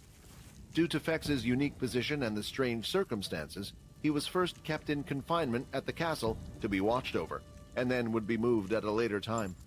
This was because the others still did not know that Fex had actually snuck out instead. Instead, they stuck with the story of Fex being ordered. If they had known the truth, they would have never allowed this as an option. While in confinement, there were several guards, not just of the Sanguinis family, but also of the other families. They would stay just outside of his room at all times, making sure he didn't escape. He had come clean about what he had done, and Silver was there to confirm and fill in the details. The method he had used to trick her and the others, and even Silver, got a small scolding from her father for not thoroughly checking. More questions were asked, but ultimately they were only concerned about what family the White had come from. In the end, the only information they could get from him regarding this was that he didn't know what family the vampire that created the White belonged to. Inside the first room, inside his own castle, were the leader Bryce and the second leader, Harold. Their room had a Victorian decor to them, and on the back wall up against the bed was the family crest. Several paintings were also displayed on the wall of the previous leaders. The two of them sat opposite each other on a sofa. Looking at them, the second leader, Harold, although sitting towered in size compared to the first. He was a tall man. He was far taller than any of the other vampires, but he was also incredibly thin. His appearance would often remind people of a stick insect or a large tree. He had entered the first room to deliver all the information that had been gathered from Fex. Well, what do you think? The reports say they used the influence skill to get these answers from him, but I don't believe them. Other reports also state that Lee hasn't even been to see his son since they found out, Harold explained. Bryce continuously tapped his cane on top of his bald head as he thought until he stopped to give his answer. I think the boy is telling the truth, and the way they are acting confirms that the family had no involvement in the boy's actions. They could be acting, but we have all known Lee for the longest time. He works on pure emotion, and he would never think past being caught. The problem is the White. Its power depends on its creator's power, and if they use the blood of the creator, we all were it in that room. For a vampire, he must be strong. When Silver went to kick the White, I looked carefully to see if anyone flinched to try to protect it, but no one did. Of course, it could be something as simple as that the vampire isn't closely connected to the families at all. But I find it hard to believe that one so strong slipped through everyone's fingers during the pool process. What if the vampire wasn't from here? What do you mean, like an Earth agent? We have them all accounted for, and you know they belong to a mix of families. I doubt that if they did know, they all would have kept their mouths shut, Harold replied. Exactly. Do you remember the tent seat? The fire has been lit, and maybe whoever he passed his powers onto is trying to regrow their powers again. If so, we need to plan our next move carefully. After a few days of confinement, they eventually made the decision that Fex should be treated like every other criminal that would be in the same situation. He should be placed in the underground dungeon behind bars with Peter until his trial was to take place. They explained that they had given him special treatment out of respect for Lee. However, Lee didn't try to object and allowed the decision to move forward. In the underground cellar, not a single person had gone to meet Fex so far. That was until his dear sister had arrived.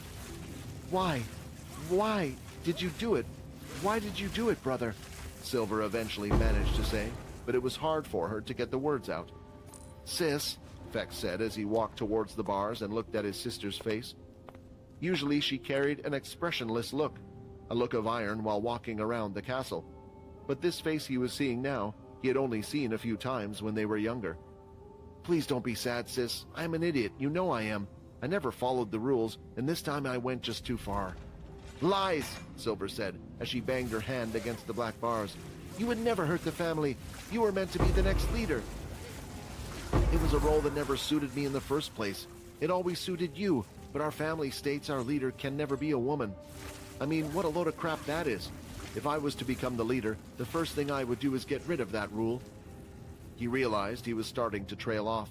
It was always his way of dealing with things. never confronting the situation at hand.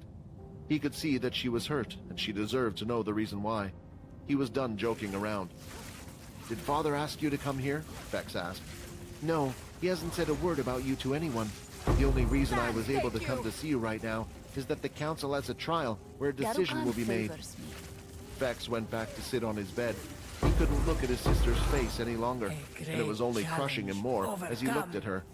He then started to think back to why he even did everything he had done in the first place. "I made a promise to him. At first, when I discovered he was a vampire, I was going to turn him into you guys when you came to get me. But during the time we were together, he treated me differently. Perhaps differently is not the right word. Even at school here, everyone knew me as the heir to the 13th seat. I got better treatment than everyone else during school. I scored higher on the exams. Sounds great, right? But in reality, it was a lonely life. I had no friends, our father was always busy, and I only had you to annoy. The only thing that got me through school at the time was our grandfather's stories about the Earth. It gave me hope, a dream to work towards, and power through everything, knowing it would all be okay. When I got there, I realized it wasn't the items or the landscape that was different, but it was the people. There were a lot that acted and thought a lot like vampires, but there was a group of people who thought differently. They thought their way, and the vampire who was a part of the group treated me the same as everyone else. He saved my life, and in more ways than one. After that, we became blood brothers. My blood with his blood. No matter what, we had a bond, and I would do anything not to give him in." The heavy burden that was on Silver's heart seemed to lift. He didn't betray the family for some petty reason. He had made a deep promise, and his principles made him keep to that. She understood now, and didn't hate him for his decision, but being blood brothers was a serious thing to promise. Even if one wasn't part of the family, it meant they would treat them like family. "Who is this vampire?" Silver asked. "And I know you don't know what family he belongs to, but who is he to cause you to go that far?" Vex thought about it for a while before answering. It was a difficult question for him. "He's a person who I truly think will be able to change the vampire world one day," Vex mumbled out, but Silver was able to hear it still. She couldn't help but chuckle. The vampires had stayed the same for thousands of years, and one person was meant to change, that who she had never seen or heard before. "I see you're laughing. Let me ask you, have you ever seen a regular vampire defeat a king-tier beast on its own before? And have you ever seen a vampire who wasn't at the noble level perform skills beyond? On top of that, all this strength seemed to be obtained in a matter of months." Suddenly, Silver wasn't laughing anymore as she realized what Vex was saying. But it couldn't be possible, right? At the same time, Vex had no reason to lie. "He learned skills that took me years to perfect in a day, and originally I was far stronger than him, but now I would be scared to even fight him. His growth in strength is at a monstrous level, and I imagine he's only sped it up even more. I can't wait to see what the others will do when they see him," Vex said with a smile on his face. But these last words, Silver worried. Inside the meeting room, the council had just finished their meeting, and a decision had been made. Bryce stood up to give his final announcements to everyone. "So it's decided, the wight known as Peter shall be kept in the dungeon until we find out which family he belongs to, since this is our only lead at the moment. As for Vex Sanguinus, he shall be punished for his crimes. We have found that his actions are of his own doing, and have nothing to do with the relation of the 13th family. So they shall not be dragged into this mess, and their name dragged through the mud. His status as a member of one of the 13 shall be stripped, meaning he no longer belongs to any of the 13 families. However, as a non-member of any of the 13 families, he can receive the standard punishment for these types of crimes. The date has been decided, and Vex will be punished by death."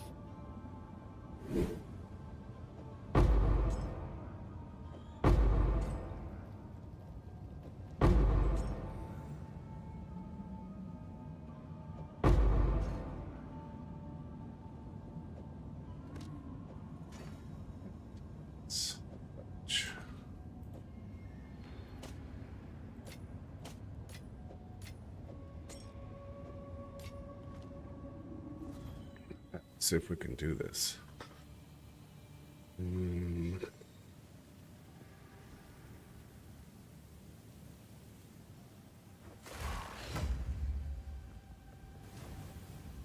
Oh, I missed it.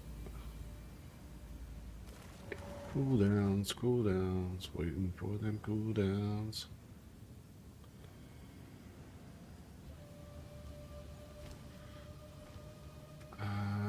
Let's see, we probably switch this up. Switch this with this, and put that there.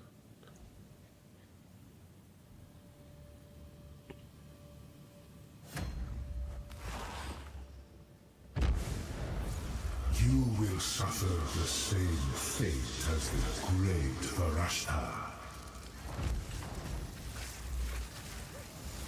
Rid yourself of your delusions.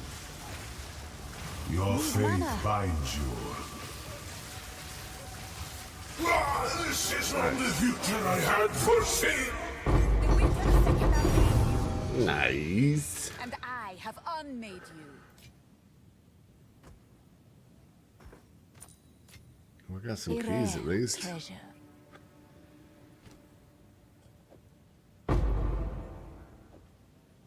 We got some keys. We got some keys. We got some keys. Shit balls.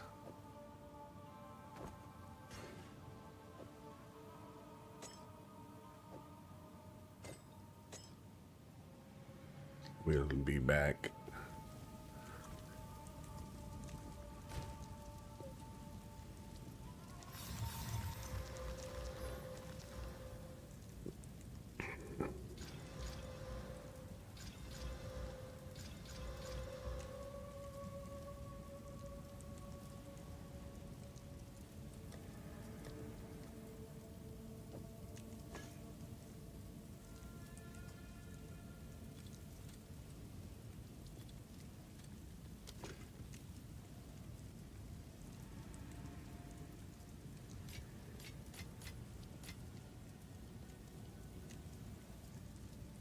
I mean, I can break these up for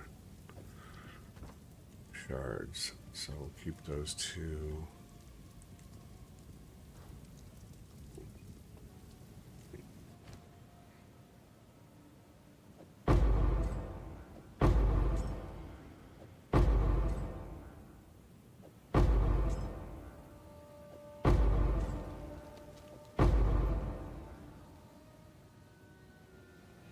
Merchant prices.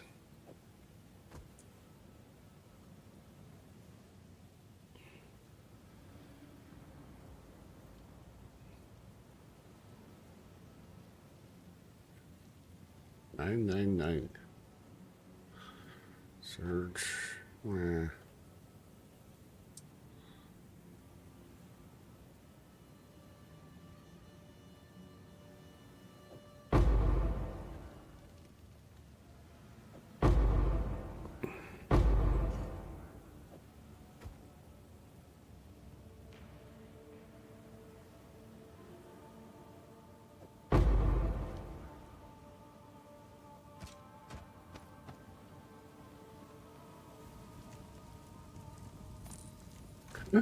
No. Greetings. Hope there wasn't anything good in here. It was not. Use that way. Misclicked. I got 7 gold. That's there will be no gold chests up there, clearly. No good ones. That is what's gonna happen because I got all the gold keys. That's how it goes.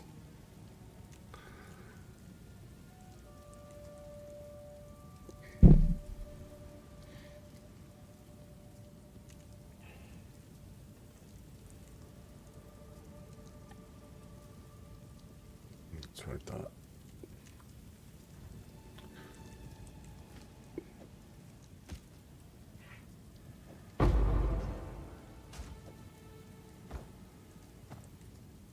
Hunting badger right there, though. Let's see what. Oh, nope, it's full.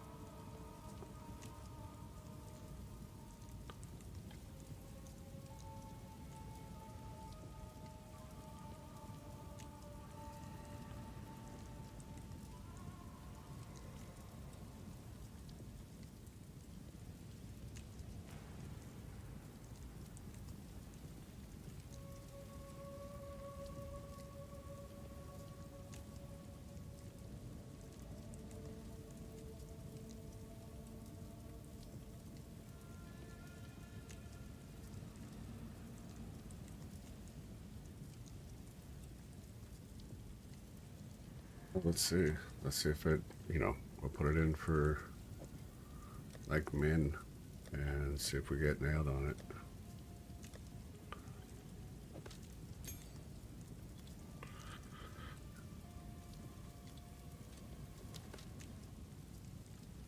What about you, my little precious? We're just going to leave those in there and see what it looks like. Somebody might want you. One div.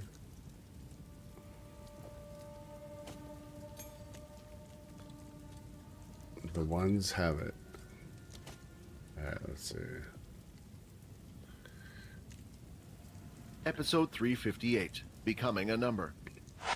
In an unknown metallic large room, sitting at a table were 4 people. On the back of the seats, each one was numbered, going from 2 to 4. An empty chair with the number 1 was at the table as well. This was a meeting between the founders of Pure, the top ranked in the whole base. Number 2, a black muscle male with sunglasses covering his eyes, was the meeting organizer today and was there to inform everyone of some important news. The tip-off to the True Dream family was a success. It seems they are gathering their men and are planning an attack soon, Number 2 said. Ha! I can't believe he fell for it. What a rash idiot. Why would he even think about going up against the Blades? Number 3, another male replied. Well, it's to be expected, Number 5, an old middle-aged female said. True Dream is new when it comes to not only his powers, but also the Big Four. As he has close relations with the military, the others probably didn't want to reveal too much information to him. The way I see it, there are 2 outcomes to this event. Either the True Dream family will no longer exist, or the True Dream family loose the war, with a chunk of the Blade's power taken away. So you think that there is no chance of True Dream winning this war either then? Number 2 said with a sigh. We shall be keeping a close eye on this fight. Suppose True Dream manages to cause significant damage to the Blades. It might be our chance to move in. If the True Dreams are eliminated, then the whole landscape of the current system might change. Isn't that the point, though? Number 4 replied. She was a female with ponytails. One side of her hair was pink while the other was green, and in her hand was a lollipop that she had taken out while speaking. I mean, the Blades are doing our job for us. Maybe, Number 2 replied, but I think it's too soon. We never planned to kill True Dream, but use him. He could be our answer to taking everyone's powers away, but with him dead, or the power into the Blade's hand, it might not be for the best of the human race. The sound of swords and weapons rattling against each other was heard throughout the hall. Observing all of them was Agent 15, James. He always had his large rusty sword on his back, where the guard was as wide as his shoulders. Whenever one would look at the weapon, one could only imagine what beast he needed to defeat to obtain such a grand thing. Although his eye should have been looking at all the sparring sessions going on, he was focused on a particular individual who hadn't been at the base for too long, Erin. Erin carried her long sword with a blue base and hilt, while her opponent, a short-haired male with glasses, used 2 small dual blades that were slightly curved. The 2 of them were sweating and had been going at it for a while now. For the last few days they had sparred with each other without a winner being chosen. Usually, one would spar with their practice partner, and after he dropped their weapon or admitted defeat, they would move on to a new partner. But with these 2, there still had been no winner. The session would always end, but James couldn't let the lesson continue with many other things yet to be learned. The amazing thing was Erin's learning speed with the sword. He had shown her a few simple techniques, and it seemed she had been concentrating well in classes, picking up things at an amazing speed. In every sparring session so far, she would implement the things she had been taught, defeating her opponents one by one. At first, she had a few losses and wins, but before meeting this student, she had been on a complete winning streak as if something clicked in her head. Right, now she was against Bart, the second best pupil, and it hadn't been long. Erin looked carefully and waited for her opponent to strike first. When I first got here, it was a little hard. I didn't realize how much I relied on my ability. If I couldn't make up for it with my sportsmanship, then my ability would be able to cover me. But after learning from James, I can feel I'm getting better and stronger. But the opponent in front of her was strong. The usual things that had been taught to her, he knew too. She couldn't overpower him with strength, and their stamina was at the same level, so she couldn't rely on tiring him out either. Should I try something new? I might lose if it doesn't work out, but it's the only chance I got. Using both hands, she gripped her long sword tightly and moved in. Quickly. What is she up to? James thought, as he watched the fight continue and noticed movements different from before. Rather than rushing straight forward, she started to jump immediately, as one foot would hit the floor, bouncing from side to side. It almost looked like a type of dance. The student carefully observed her with his eyes, waiting for her to strike. It didn't matter how she ran towards him. It would all be the same to him. Then, when Erin was in range, her foot touched the ground. She kicked off using all her strength and spun her body holding the sword. It caused an unusual striking pattern from below, but the student could block it with both of his blades. However, the rotation of the spin and power from jumping off her leg made the attack stronger than usual, and the only thing he could do was deflect the attack, barely. His whole body swung to the side from the weight of the attack. As Erin spun upward in the air, like a bird flying, it seemed like she would remain upward forever. She lifted the sword above and swung it down elegantly, stopping just before the student's head. "What was that? I didn't teach her that," James said. "It looked like a type of dance." Taking her blade away from the student, she clicked her tongue and turned away in disappointment. "Still not good enough. It still doesn't feel right." What Erin had attempted to do was one of the swordsmanship moves that Fex had shown her while she was being used as a puppet.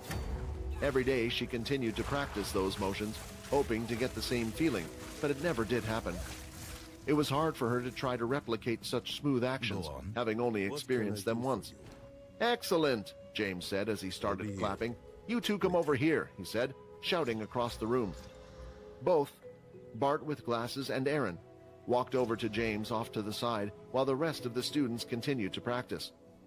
"I just witnessed what you both did and have been watching you both fight for the last few days. Bart, don't be upset. You have remained my best student for the longest time, but there is still room for you to improve, and I think you learned that today. While Erin, I never knew you had learned swordsmanship before coming here. You always seem to use the skills I taught so far. Do you have a teacher?" James asked. Erin started to think back about what to say. At one point, she did have a teacher from her family, but that was a long time ago, and she didn't think he was referring to those skills. "It's a family secret, and I hope to keep it with me if that's okay," Erin lied, hoping he wouldn't question her further after her reply. "Never mind, I was just curious," said James. "The reason why I have called you here is that I want to nominate you two for the agent's exam." "You mean there's been an opening in the top 100? Bart said excitedly. "Yes, not just one, but two. They have asked all the teachers to select their best two students, which is why I have called both of you here today," James explained. "This is a good opportunity for you both. If you are selected as a numbered agent, you will be able to leave the base. We will assign you a mission on one of the planets or even at one of the military bases. Prove your worth, and maybe one day you will be in the same position as I am." Erin had learned quite a bit while staying at the base about the ranking system.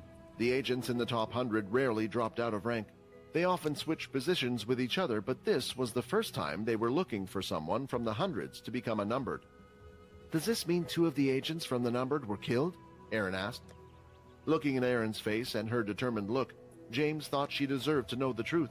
She had earned it after how hard she had been working. "I'm not really meant to tell you this, but it's not a secret either. But since it revolves around you, I think you should know. The truth is, we don't know what's happened to him, but one of them was Agent 100, Layla, the person who recommended you to us. She's no longer responding to our calls." Hearing this news was devastating to Erin, and she was starting to fear the worst. "What happened to you, Layla?"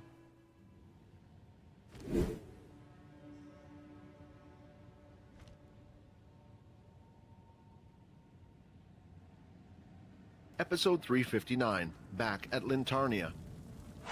It was early morning, and it was finally time for school to start up again.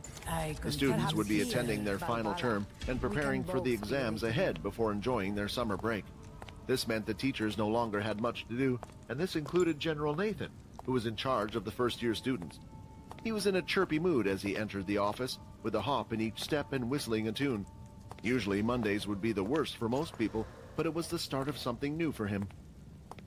Although their military base had failed at securing the first position and becoming winners of the base event, they had been praised for at least not coming in last. Not only that, but Oscar, the Supreme Commander, had complimented them for how much improvement they had compared to the previous year. He stated he would be coming over the summer when the students weren't present to congratulate everyone. There were still problems between True Dream and Duke and Paul, but that was something Nathan didn't care to get involved in. The head general could take care of that, as it was above his pay grade. Besides, it seemed like True Dream had stopped making requests from the second base, as he was busy preparing for something else. "Finally, no problems, no drama, I can just relax," Nathan said as he went to sit down at his desk. That's when he noticed something strange, a white envelope. This was rare in this day and age, where anyone could just send someone a message in an instant. Even if they didn't want to, they could always send you a message later. So, he was curious about the contents of the letter. As Nathan quickly opened the letter, he realized there wasn't much on it. "Dear Nathan, I am leaving the military base for good. From Leo." Huh? Nathan thought, as he must have missed something. He reread the few lines again and again until reality hit him. "What?" he shouted. "He'd left just like that. It's the middle of the term. Who's going to take over the Beast class? And what about a new sergeant?" Nathan immediately sat down and started to press his 2 fingers on his forehead, as he could feel a slight headache coming on. "Well, we did put that condition that he could leave whenever he wanted, but I thought he would have had at least informed us. What about common courtesy?"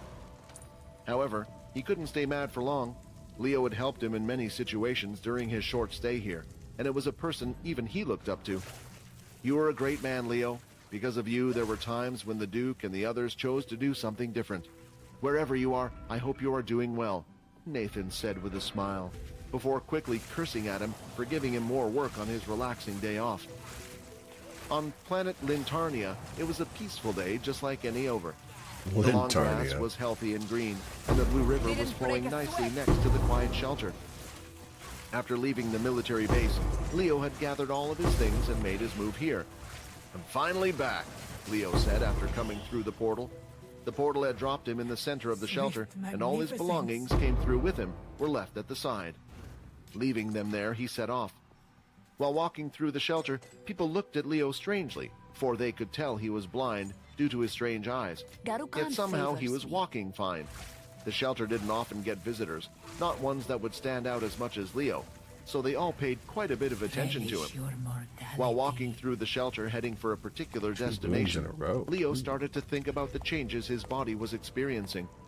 His ability was being restored to what it once was at an incredibly fast rate. He had done it once before, and the second time around was even easier. He noticed and could feel all the changes in his body since that day.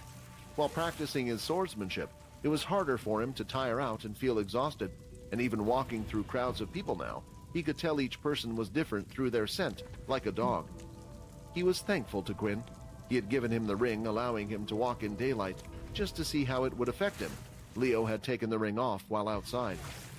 The effects were instant, and it hit like a bomb. It wasn't what he had expected at all.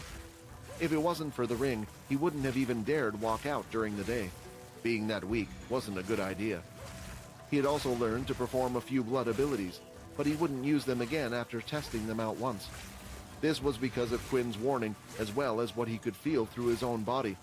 His hunger and his life force were leaving him. Not only that, but through his ability, he could see it as well. He hadn't been long, but he was experiencing small parts of hunger now and then. But it wasn't to the point where he needed to do something about it. Not yet, anyway. This wasn't a huge worry. Obtaining blood may sound difficult at first, but with him being who he was, he didn't think it would be difficult, especially in a shelter with a population of 20 or so thousand people. While thinking about these things, he had finally reached his destination. He stood outside what looked like a sizable styled dojo. There were 2 giant red doors and a wall surrounding the whole place. It was sparkly clean, with a white finish, and there weren't many buildings around it at all, as if it was an abandoned place. They managed to rebuild it to my exact specifications as well. It looks nice. Opening the large 2 red giant doors, a man from inside the dojo came rushing out as soon as they heard it. "Hey, get out of here! How many times do I have to tell you? The owner of this place wants no visitors!" A young man started yelling while out in his shorts and sunglasses. It was clear he had been enjoying the large building to himself, as behind him just in front of the dojo building was a sunbed. However, as the young man got closer, he lifted his glasses and realized his grave mistake. "Sir, you're back! When did you come back? Why didn't you inform me earlier?" The young-looking man looked barely over the age of 20 and was flustered. I would have made sure to have everything ready for your liking. Don't worry about that, Leo said. For now, I just want to rest. How's the shelter been? Were the travelers paid well? Were there any troubles within the shelter? While you were away, I did everything as you wished.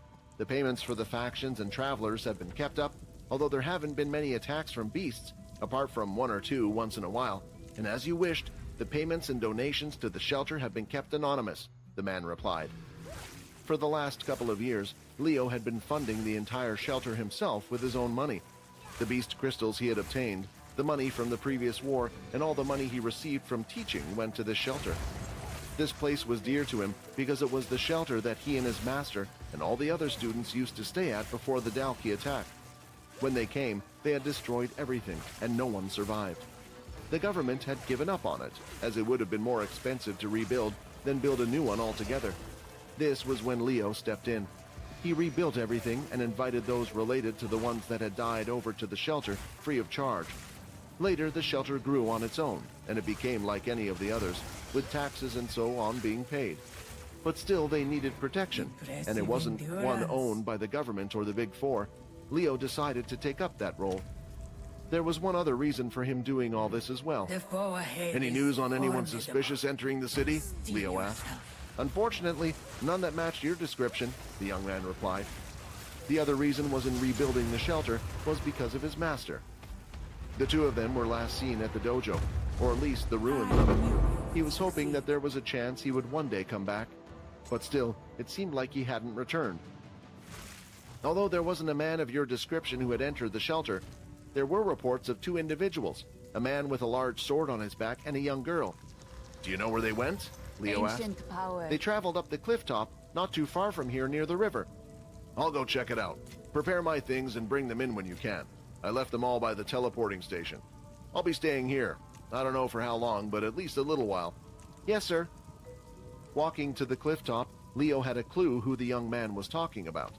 A while ago, when the kids were in trouble, he had lent them a teleporter to use, and that teleporter led them to this place. However, he was unsure about the man. The kids hadn't told him their full plan, so perhaps one of them had connections to this man. Either way, with no clues about where his master was, he needed to start somewhere, even though the chances were slim. Maybe the two mysterious people weren't who he thought they were. Along the way, several flying-type intermediate beasts had come his way. Usually they would be attacking anything on sight, and this included Leo, but this time they were staying away. Can they sense I've changed? He thought, but as long as they didn't attack him, there was no need to go hunting for beasts. Finally, he had reached the edge of the cliff top. Using his ability, he started to look around to see if there were any more clues, and eventually he found something on the ground. Picking it up, he noticed that it was a watch, but not just any watch. It was a design he became familiar with not too long ago, a watch from the military. I wonder what this is doing here. Onwards.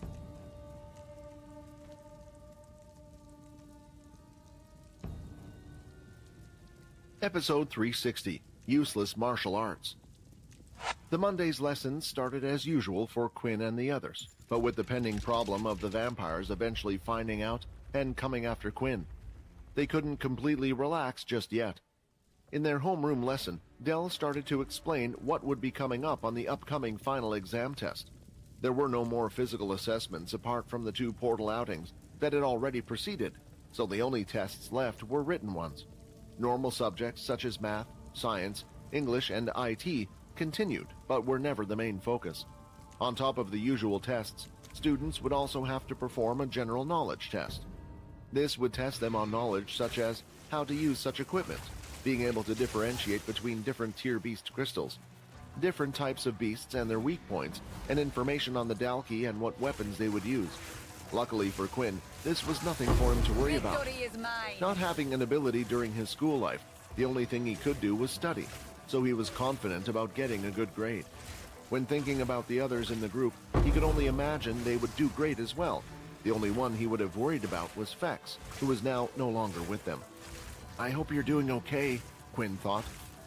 As the morning classes ended, it was time for them to go to their designated club class. Quinn started to head off to the weapons class and noticed that his homeroom teacher Dell was going in the same direction as him.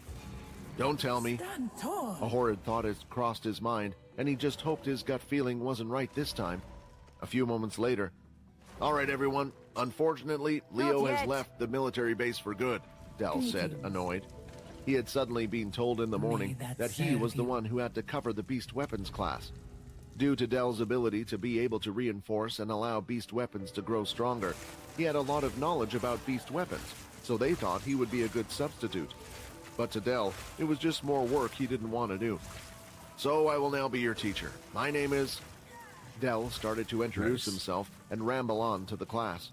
Not everyone in the beast's weapons class was part of Del's homeroom, so some didn't know him well, like Quinn and the others.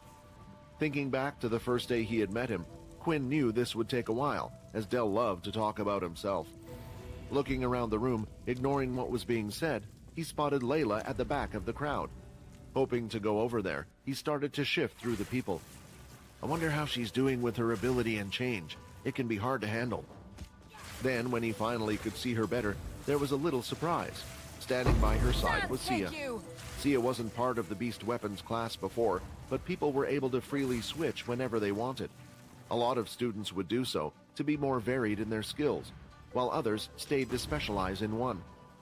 As soon as Quinn saw her, though, he decided to turn away and head back to the front of the class.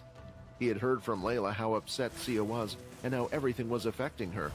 He couldn't help but feel a little guilty for what he had done, but he had no choice. It was that or death. Still, it was too early to face her knowing what had happened. Trying to think about a positive out of this, he managed to see one. Maybe with her losing her memories and knowing nothing about Pure, she could become a good companion. Her skill was extremely useful in the fight against the King-tier beast, Quinn thought. Seeing this, Layla understood Quinn's actions. She was the one who had actually invited Sia along and asked her to change class, and Sia immediately agreed. Sia didn't know why, but lately, when she started to feel upset or begin to worry, just being next to Layla made her feel better. It got to the point that when Layla wasn't there, and she started to feel sad, she would go searching for her. This was because of Layla's newfound power. She had found to use her abilities. There were two ways. She could channel the negative thoughts within herself, or there was a second alternative, to feed off the negative emotions of those around her. While doing so seemed to lighten Sia's mood significantly. Layla felt a little guilty, as in reality, she wanted to keep Sia around so she could have a type of leeching effect. If she ever needed to use her powers, she could do so as long as she was there. And seeing her cheer up a little made her feel less bad about the whole thing. However, Layla was unaware of the addictive effect this was having. "Okay, with self-introductions over, what was Leo teaching you guys before the event?" Del asked. A student raised their hand slightly and answered, "We were focusing on combat skills when we didn't have our beast weapons, sir." "Useless. What's the point of that?" Del said. "Do you think you're going to be able to tear through a Dalki skin using your bare hands? The only good thing hand-to-hand combat is used for is fighting against other humans. If you want to practice that stuff, then fine." The students started to nod in agreement. Some of them initially thought it was useless and why they were doing it. Still, there was also the other camp, and these comments angered Quinn a little. It was as if Del was trying to talk down about Leo while he wasn't there. Del had purposely misled them by not telling them the full story. Leo had explained that beast armor at a higher level can enhance the user's natural strength. If one was to lose their weapon, or it would break in a fight, knowing such skills could be a matter of life and death. It had also helped Quinn much in learning the Crescent Blood Kick, one of the most powerful skills in his arsenal. "I can see you aren't all convinced," Del said, looking at Quinn's scrunched-up face. "Why don't one of you come up here and try to use the martial arts you learned on me?" A girl student raised her hand and volunteered. She went up to the stage, and Del told her to remove her beast gear, while he would only use his large shield that covered his whole body. "Come attack me," Del said. "Let's see how useful your martial arts skills are." The girl came forward and started to perform kicks to the side, from above, and would try to mix in a few feints, but Del blocked them all with his shield. Quinn thought the whole demonstration was pointless. Del was a teacher who should have had more experience and skill in the first place. Not only that, the shield was as big as him, and the only thing Del needed to do was shift the shield slightly from one side to the other. If there was more than one opponent, his demonstration would be pointless. After the girl had given up, a few more students started to come on stage. and Dell would continuously block all their attacks, punches, and kicks. This continued for a while, and the students were starting to grow bored. Are we going to do this for the whole lesson? I think he just wants to show off. What? That he can beat a bunch of kids? See, as I said, your martial arts is useless, said Dell, so we should learn how to use them properly. Leo, first he wasted my time, and now I find out he's been wasting the students' time as well. He even got paid more than me, and he got promoted straight to sergeant. As Dell went off on his tangent, all the students could hear him clearly as he wasn't speaking quietly. It was clear that there was jealousy involved in this, and the students were starting to think that Dell was a bit unprofessional. But he was a teacher, and most of the kids did want to learn more about beast weapons themselves rather than the martial arts, so most of them let it go. Apart from the student, hearing Leo's name mentioned again had finally made him give in. Do you mind if I have a go, sir? I can't Dell's do that rambling yet. had stopped, and when he looked down, he noticed that it was one of his students, Quinn. Oh, Quinn. I suppose he thinks he's a big shot now after that whole fighting event. His skills were good, and he was fast, but that was all because of the beast gear you were wearing. You will be the perfect person to prove my point. Of course you can, Quinn, but do remember, no beast gear allowed. You have to rely on your own martial arts skills, Leo said sarcastically, trying to hammer to point to everyone else. That's fine, I won't use any equipment, Quinn replied, walking onto the stage. Dell, I wanted to do this to you for a long time, Quinn thought.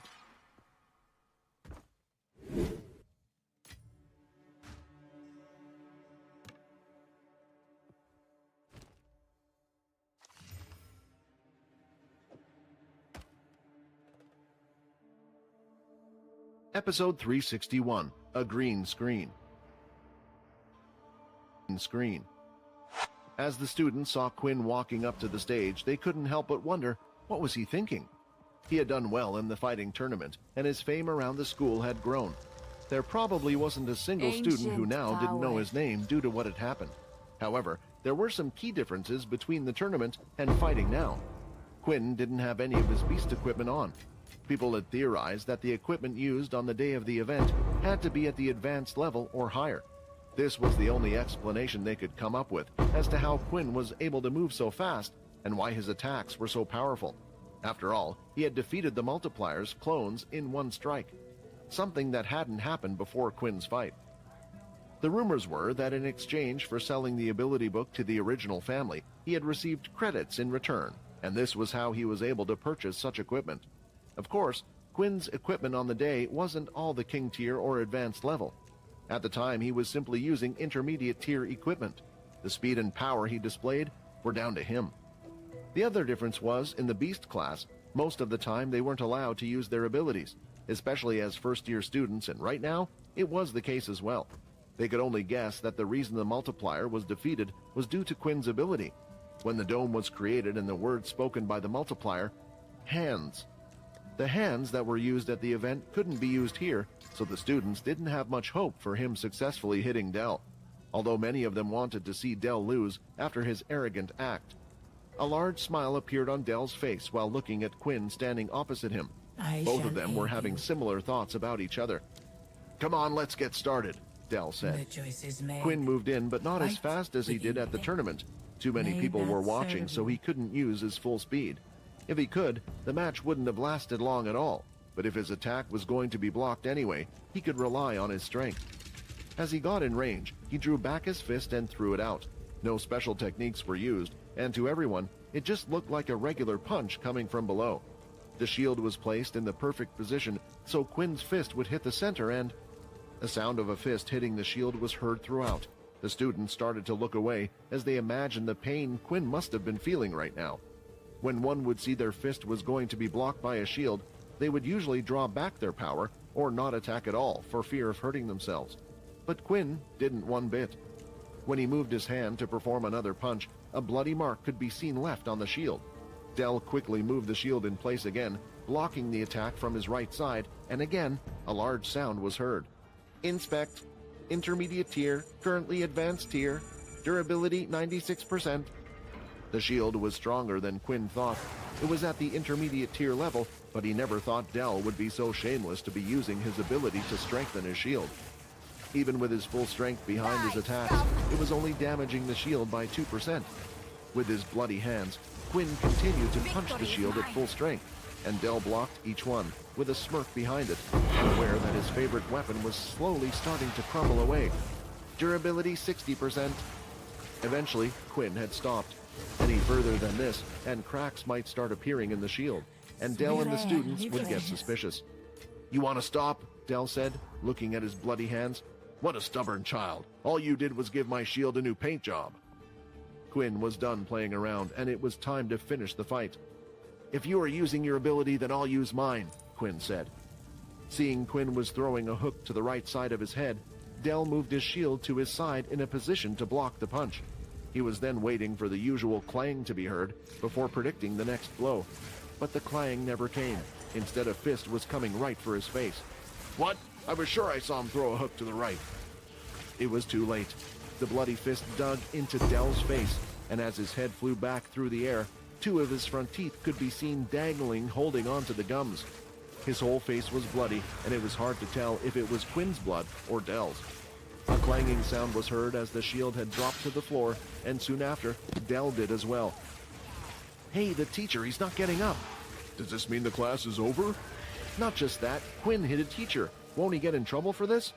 "I don't know. It was the whole part of the exercise, right?" A moment. "What I don't understand is, Dell was blocking perfectly up to that point, and it was clear a punch was being thrown straight at him, so why did he move the shield to the side?" Only Quinn knew the answer to this. People like Dell had weak minds, and Quinn was confident of that. Before throwing out his last punch, he had looked Dell in the eye and performed a phantom punch to the right side before delivering the real punch to his face. The students waited for Dell to come to before doing anything, and when he finally did, of course, Dell was furious. "Get that cursed child out of here," Dell shouted, although the words sounded a little strange due to his front two teeth being removed. Ha was kicked out of the class and had to go see Nate. Later on, an investigation was called, but no punishment was received for Quinn. The students had explained what had happened, and they decided that Quinn was not at fault. Fighting Dell wasn't entirely useless for Quinn. What it had shown him was the strength of better equipment. With his EXP gaining capabilities being slow at the moment, it would be a long time until he reached level 20. Not only that, but he was still weaning himself of the blood. Using the advanced tier crystals that had been given to him by Leo, he could look for a good forger around the school. This might take a while, but he had a few ideas on how he would do this. Before that, there was one thing he wanted to do. After selecting the Shadow Eater skill, he felt a little disheartened. He still had no clue what it did, and the system didn't seem to know either. However, he still had 30 skill points to be used, so there was a chance for him to unlock a new skill. Over the next few days, Quinn had unlocked one of the shadow skills, and unlike with the Shadow Eater, he was greatly pleased. He would switch between going on to the private servers to practice using it, and going on to the military servers to gain EXP points. After the incident with Dell, the beast classes were a lot more different as well. His face had fully healed thanks to Haley, but he no longer tried to cause trouble for Quinn or show off to the other students. Instead, he just stuck to the scheduled lessons that were meant to take place. Quinn still hadn't gotten his new equipment made yet, but he had planned to put that into motion very soon. As the days continued to go past, it looked like summer would soon be upon them. However, in a certain individual's room on their computer, the screen was flashing. It flashed in green, and a sequence of numbers was displayed on it.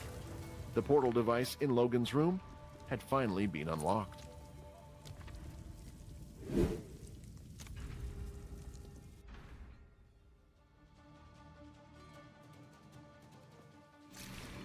Episode 362, The Agent Exam. Her mind was split on figuring out what to do, but now it was already too late. James had entered her for the agent exam, and they had finally arrived, where Aaron would have to take the test. She had been struggling with herself about what the right or wrong thing to do was, and the reason for this was Layla. At some point, she was hoping Layla would eventually return to the Pure Base, where she was hoping she would have the answers to the many questions Aaron faced while being here. Some things didn't quite make sense to her. She had taken note to not do anything serious and comply for now, while looking at what was happening to her surroundings. She found that other students had the same questions as her, and those that did and brought it up, or expressed their wish to leave Pure, would be taken away and had come back a few days later, no longer having those questions in their minds. It was a facade. They told everyone they were free to leave when they wanted, but if they tried, they would be re-educated and always come back. But ultimately, most people at Pure were like her. They had no place to go, and Pure had become their home, their safe place where they knew they could survive. It felt like they had a debt to be owed. If they are fighting for freedom and equality, why are they so intent on keeping us all inside, locked away? I'd rather be out there doing what I want in danger of others than stay here. At least that's my own decision. Erin did not feel the same way as the others. Now that she knew Layla had broken off communication with Pure, there must have been a reason for it. Did something happen to her? This was where her dilemma kicked in. The only people that were allowed to leave the Pure base were agents. Need mana. Numbered agents were those who worked outside of the base. The others would only be called upon when a big operation was taking place. And with not knowing where she was or how to get out of the base, it seemed like becoming an agent was her only way of finding out what was happening on the outside. Knowing that she was unable to get her way out by complaining or asking, she worked hard to learn what she could from them. Enough already. The test had started, and right now she was sitting at a single desk in a room with 8 other people, including Bart, who she had a tough time sparing with the other day. The exam had started with a bunch of multiple choice questions. There were answers she wanted to put down and the answers they wanted, but she continued putting on her facade of being obedient. In the next test, several objects were placed in front of them, some of them Erin recognized from the military academy. They were to assemble and reassemble the components of equipment, removing any trackers, recorders, and so on. While putting them back together, they would be scored based on time and how well the piece looked when being placed back together. After that test, there was another, a recording played. The recording had several conversations going on at once. After the recording was finished, questions would be asked about a specific discussion. It was hard as they needed to listen to all of the conversation going on at the same time, and only extract the useful information. With everything complete, it seemed like the test was over. Erin thought she had done pretty well, as she was most of the time, the first one to finish out of the lot. She tried her hardest at each one of the tasks, and the others watching noticed it too. Inside the room there was a female examiner, and watching at the back were 4 high-numbered teachers. This includes James, number 15, then the other teachers, 16, 17, and 18. They too had noticed how determined and focused Erin looked while completing her tasks, and they saw this as a hunger to go up in their society. However, although she was determined to become a number, it wasn't for the reason they thought. Okay, so with that, the first part of the test is done. We will reveal your scores at the end of the test. If you could, please follow your teachers and me to the next room. They followed the examiner around the strange metallic base. She had yet to see a single window in the whole building, making it hard for her to tell where they were. Eventually, they entered a strange-looking square room. The room was large, but what was odd about it was the flooring. Around the edges of the room, the flooring was standard, but towards the center, there were strange, small holes in a square section of the floor. The square areas were 1 square meter in size. "This is the next part of your exam," the examiner said as she pressed a button on her remote control. As soon as the button was pressed, from the holes behind her, flames erupted into the air like little jets before quickly going back down. On each of the square pieces, the fire would erupt for a second before diminishing again. This wouldn't happen on all of the tiles at the same time. However, it seemed like the pattern of where and when the flames would erupt was random. "The goal is to get to the other side of the room safely. All 8 of you will be going at the same time. You are free to sabotage and hit the other person as to stop them from crossing. Still, do bear in mind, you will have more important things to worry about." As the female examiner said that, the tile directly behind her erupted into flames before going back down once again. "This is crazy," Erin thought, and it looked like the other students thought the same thing as they looked at each other. If they were in the military academy, Erin wouldn't be worried so much. The flame from the tiles would have been painful, but with the doctor there using her ability, they would have been healed. But here, in the Pure base, they had no doctor that had a healing ability. It was very rare for Pure members to even have an ability. All they had was a standard doctor, and at best, he could cool down the burns, but one would be covered in burn markings until they could leave this place. Seeing the concerned look on the others' faces, the examiner felt like she needed to mention something. "Do remember, you do not have to partake in the assessment. We still have your scores from the exams before, and because you do take this, does not mean one will make it to the other side successfully." The other students started to look at each other until eventually one of them raised their hand. "I'm sorry, but I can't do it. I would like to drop out of this part of the exam," the student said. "Very well," the examiner replied. After the first student had dropped out, many followed. It was expected. The flames continued to go off behind the examiner. Aaron tried to find a pattern of which tiles to jump on at the right time, but couldn't find one. It was simply too dangerous. The only ones that hadn't replied yet were both Aaron and Bart. Looking at the tiles one more time, Aaron thought there was a chance her reactions would be fast enough, and maybe she could do it. It was risky, but she wanted to get out of here. "I'll do it," Aaron said. Soon after Aaron declared that she would take part, Bart's mind was made up as well. "I'll do it as well." Bart looked at Aaron. "I can't have you beat me again." The examiner then walked up to the two students with a smile on her face and placed her hand on both of their shoulders. "Well, it looks like we have our two agents. Congratulations. You passed and have successfully become a numbered." "What?" another student shouted from the side. "What do you mean?" "As I said, these two passed the test," the examiner replied.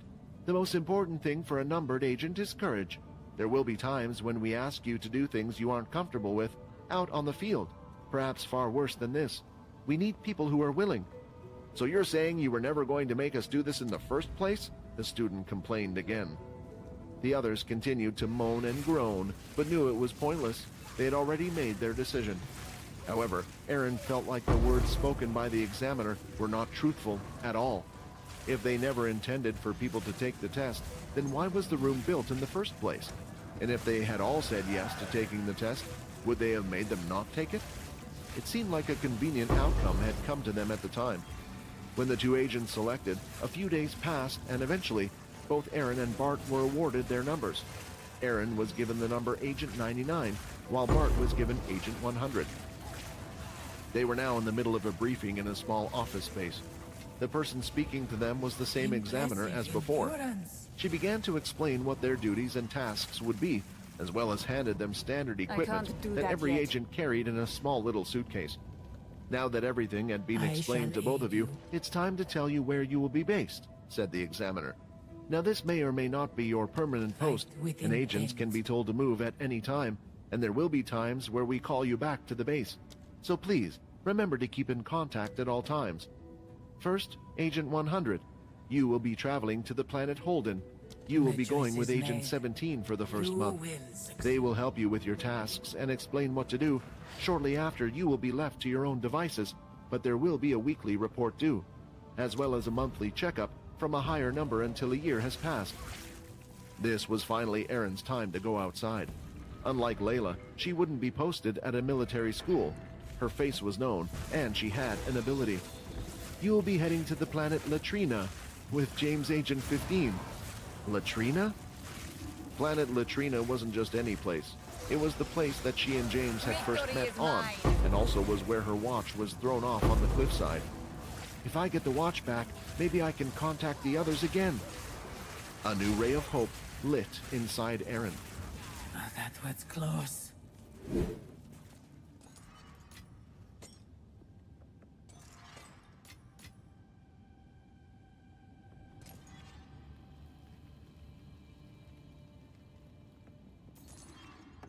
Episode 363, Eyes Everywhere. On planet Latrina, at the beautiful cliffside that overlooked the Blue River and shelter, a portal had opened up near the base of the cliff. Out from the portal came Aaron first, and next after her was James. The two of them were wearing what everyday travelers would wear, which tended to be a mismatch of beast equipment. It would give people no reason to suspect them of carrying weapons, and at the same time, not make them associated with any group. Aaron was given a basic tier beast armor to cover her whole body. Most of it was in some beige-type color, and one could tell from a look it wasn't cut or crafted well, as if she had been given leftovers from someone's dead body. The more she started to think about it, the more it made her worry that it might have been leftovers from one of their dead agents. She couldn't help but stare at an oddly faint red marking that wouldn't go away no matter how much she rubbed at it. However, if she was to kill or defeat beasts while out on the field, she could use that to improve her equipment. Or each time she ranked up to a different number, she would also be given a hefty bonus in credits. As soon as the two stepped out of the portal, Erin started to look at the top of the cliff top. It was where they had last left and where James had thrown her watch. "Do you mind if I go up there and check the view?" need more Erin asked. time. "It's been a long time since I've been out of that base." Relish "Sure," your James said. "I'll go with you." mortality. She was hoping James wouldn't have replied like that, but at least she was able to go to the cliff top. As she moved, she noticed James stayed a few feet behind her, and it never seemed to change. She slowed down, her pace going up, and he slowed down his. If she sped up hers, he sped up his as well. Due to her training at the base, it was apparent he was tracking her. The two of them had finally reached the top, and with him around, it would be hard to look clearly through the grass to see if she could find the watch. But she slowed down her stride to have a look around. Her field of vision and her ability to spot things had gotten better. She hated to say it, but it was because of Pure. This was all part of their training, but no matter how hard she looked, she couldn't see it at all. "I guess there was a chance it was taken away by one of those flying beasts in the end. Just my luck." As she looked over the cliff top and looked out at the beautiful view, she let out a big sigh. "James, are you always going to be following me this closely?" she asked. "I thought you would notice, and yes," he replied. "Do you not remember? It will be like this for a month. I need to bring you up to speed, and a lot of our agents try escaping in the first month, and let me tell you something, not one has succeeded." It seemed like there was no reason for James to say those last words, but he had probably already figured out why Erin had chosen to come up here and was trying to give her a warning. James felt like Erin could go far in the organization if she could just cut her ties with the rest of the world and see the future ahead as the rest of them. But the one driving factor in Erin's mind that made her disagree with everything Pure had shown her was that she wanted to get stronger. And to be the strongest one could be, they needed abilities on top of everything else. In Pure's mind, there would be a world with no conflict, so there is no need for power. But Erin could never imagine that happening, even if powers were taken away. So she wanted to be the strongest she could be to protect everyone. The problem she felt with the world right now was the ones I with the can't do strongest that yet. powers did nothing, and there wasn't one person who was supreme over all the others. If there ever came the chance where one person would be stronger than all the Let's others plan. without question, and also did things the right way, then the world could change for the better. If she couldn't find that person, then she had to become that person. "So what exactly are our duties here again?" Erin asked. "It's quite simple for the most part. It's just to act like a normal traveler while gathering information and news. Keep up to date with what is going on this planet," James explained. "You see, we have agents deployed on every shelter on every planet, as well as in other places. They all report back to the base. This allows them to get a big picture of what is going on and how things are moving. Even though we have fewer people than the military, our information gathering and our eyes are just as good. Sometimes when you have too many people in a charge, it gets harder to do things." "You have people on every planet and shelter?" Erin said, shocked, knowing they also had agents in the military base. "Well, there is one exception, and that's red portal planets. With no military presence there and at risk of losing our talented agents, we see no point to send anyone there. Although you may get the very top single agents on those planets from time to time, since those are the only ones strong enough to survive in a place like that." The two started to head down from the cliff top towards the shelter. They would need to look for accommodation they could pay to stay while there and set up all of their equipment. Everything would be covered by Pure. It made Erin wonder how they managed to get such money in the first place to create a base and pay for all these operations. The only thing she could think of was what James had mentioned earlier. Maybe that's why she hardly ever saw the single high number digits around the base, apart from Agent 5. Your fate It seemed like 5 was always in charge of the base, because the others were never there. And as for number 1, the person is rumored to have a demon-tiered weapon. She had never seen him once since she joined. And I have Once unmade entering the shelter, it seemed easier than others to find accommodation and all sorts. The people who were running the place seemed to be happy that travelers had decided to stay. They were even given jobs on the spot to protect the shelter I as a must part of a travel shift light. duty once a week. When looking around, Erin noticed there were quite a few travelers who seemed to be working as guards. It seemed a bit strange to have this many people protecting this one peaceful shelter. Technically, this planet was classified as a green planet.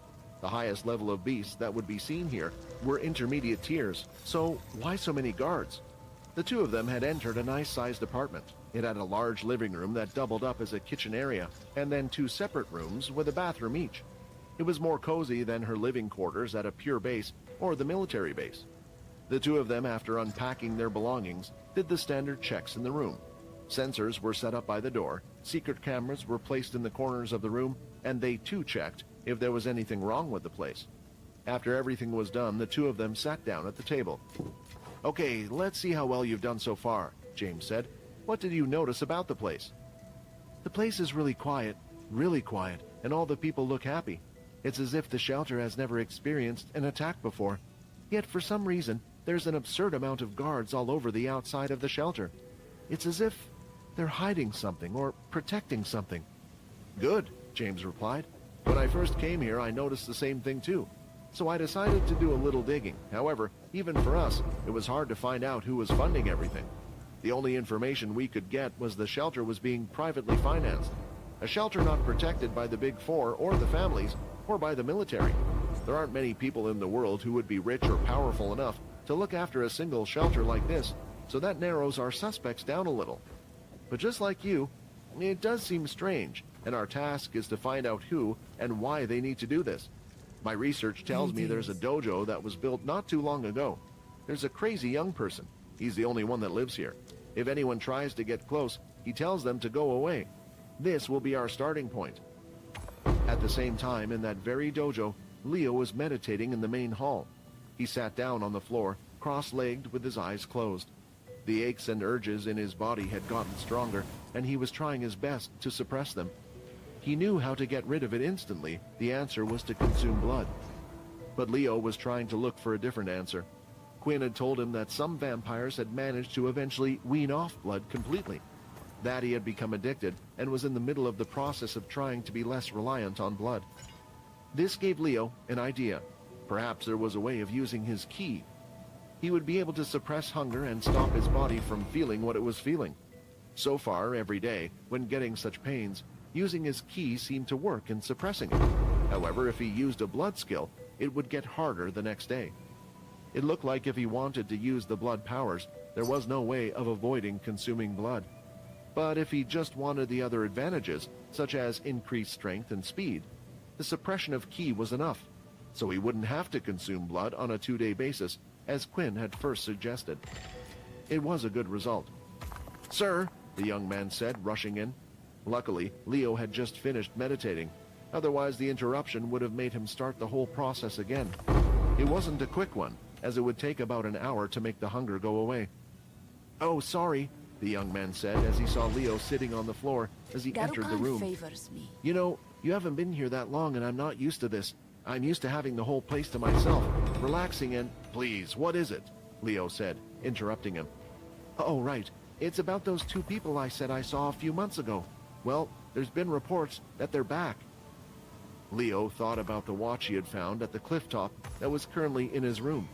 If it did belong to Aaron, he wondered what they were doing back here. "Maybe I should go see what they're up to," Leo said.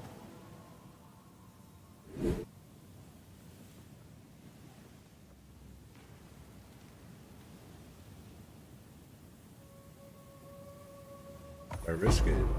That was a dumb... I mean, there's nothing else.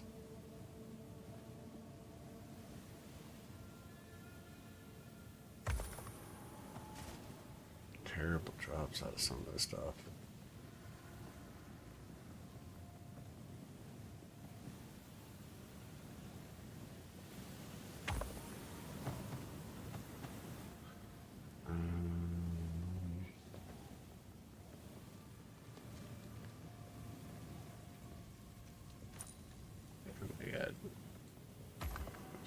The worst. All right.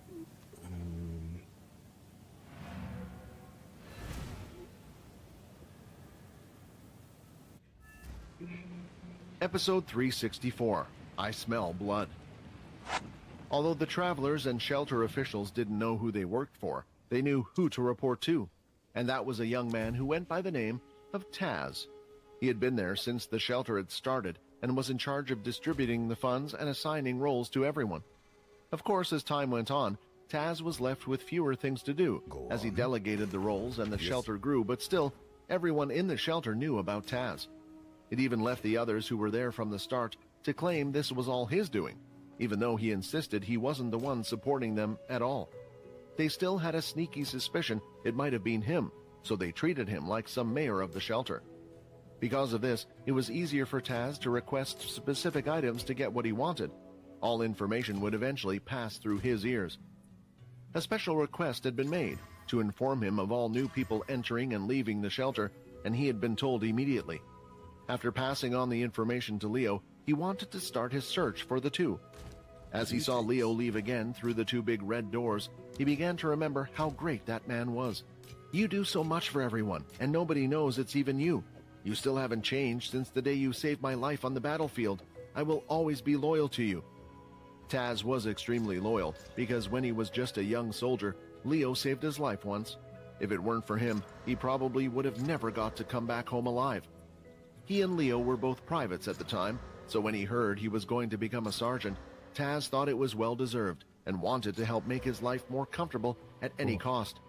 As Leo began to walk outside, he didn't know where to go, only that they would be in the shelter. Although he could remember Erin's aura quite well since she used to be in his beast class and was one of the best students compared to the others. Surprisingly, though, it didn't take as long as Leo thought it would to find them. A little away from the dojo, just down one of the streets to the central plaza of the shelter, he could see two people walking his way, and one of them was Erin. The two continued to walk, but Leo made sure not to say anything. The moment she saw Leo, her heart started beating rapidly. On top of her not saying anything and doing her best to carry on, it all felt a little weird. "Something's wrong, and I have a feeling it's to do with the person behind her," Leo thought. The two of them didn't do anything, and Erin carried on walking as if she didn't know who Leo was. "What's he doing here?" she thought. "Shouldn't he still be at the military base? Has the school come here on an expedition? But the timelines don't add up. It doesn't make any sense." She started to think of why Leo could be here, but she had no clue. However, she did know he knew the others quite well enough to keep their secret since he also helped her escape from the military base in the first place. If he was able to help her back then, maybe there was a chance he could help him now. James was still following her, but from a distance away as he usually did, while Leo was doing well to keep up his act of slowly walking completely blind. One look at his eyes, and people could tell he wasn't faking. As the two of them passed each other, Erin whispered as quietly as she could, "I need your help. The man behind me is with Pure. They have agents on every corner," she quickly said. Even though the time they passed each other was short, she continued to whisper. Knowing that Leo's hearing was better than others, she hoped he could still hear her. "I don't know where to go. I can't go to the military base, but if you can get me somewhere safe, I can stay in hiding until everything settles down. Please help me if you can." She didn't know how much he had heard, and she felt guilty for asking for his help after he had done so much for her before. But as soon as she saw Leo, images of Layla and the others had popped into her head. It seemed like she missed them more than she had thought. Her pride would no longer get in her way like before. She would willingly take all the help she could get. What Layla didn't know was that Leo's hearing wasn't just good, it was excellent. The abilities of a vampire had significantly increased his senses, and he had managed to hear everything. Still, he didn't fail to notice the direction the two... Hi. Oh, good morning. Good morning. How long have you been laying in there? Guten Tag. Guten Tag. Yeah, sure. Maybe. Okay. Hello. Guten Tag. I made coffee. Okay, thank No you. surprise. Thank you.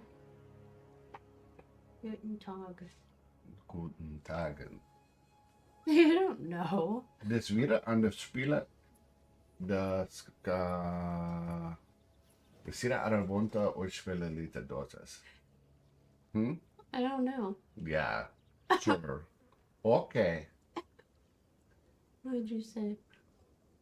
Schlucken, mein Ducken.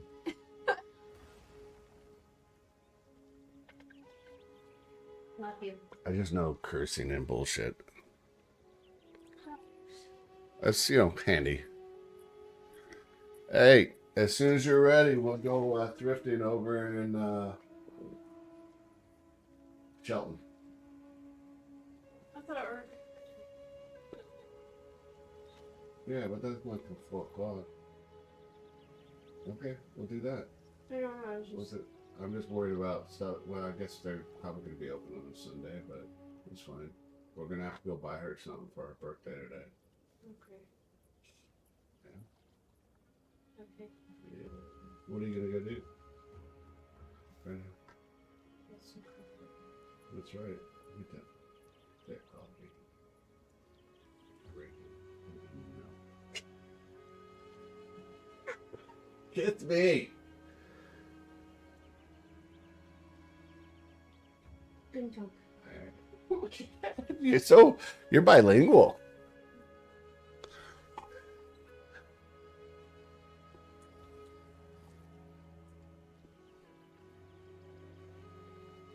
Guten Tagen. We'll ball that. True Divine, huh? Oh yeah, that's pretty good.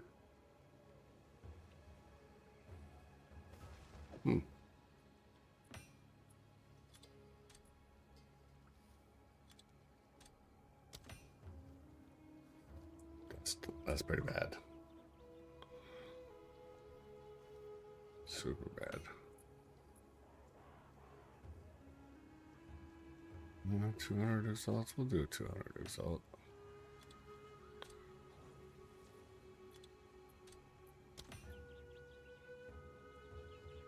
Yeah, a couple of these went bad.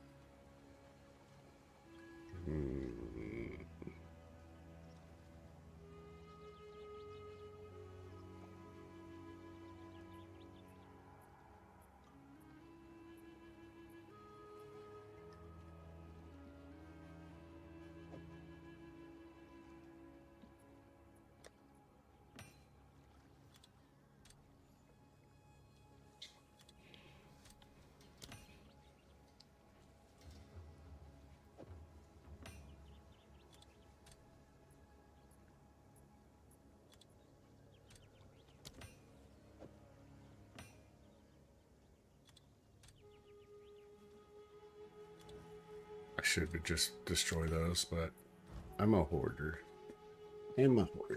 Oh. We're heading the dojo. It was secluded from the rest of the shelter. Although people often walk down this route, now knowing what organization they belong to, he had a feeling they might be looking into him. Continuing his journey into town, Leo started to think of the possibilities of how he could help Aaron. The two had finally arrived outside the dojo and were standing by the two large doors. "So what are we going to do now?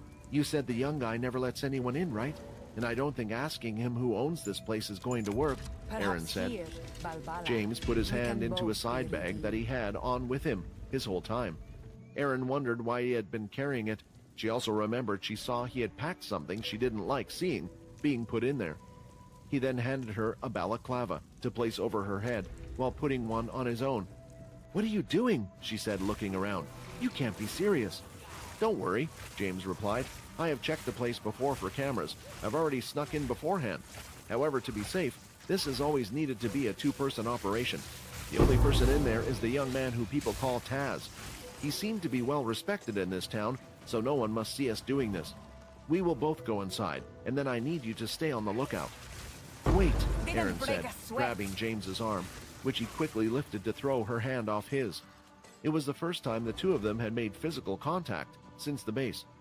"Aaron, don't," James said in a stern voice as he took the balaclava out of her hands and forced it on top of his head for her. Great challenge. This was a reminder that James wasn't a good person.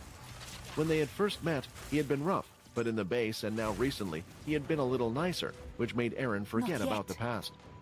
But now she remembered he was a high-ranking member of Pure. All the training that people went through, he had no problem watching people suffer. "Just tell me what you're going to do, what I think you're going to do. You said to me we would just act like normal travelers and gather information.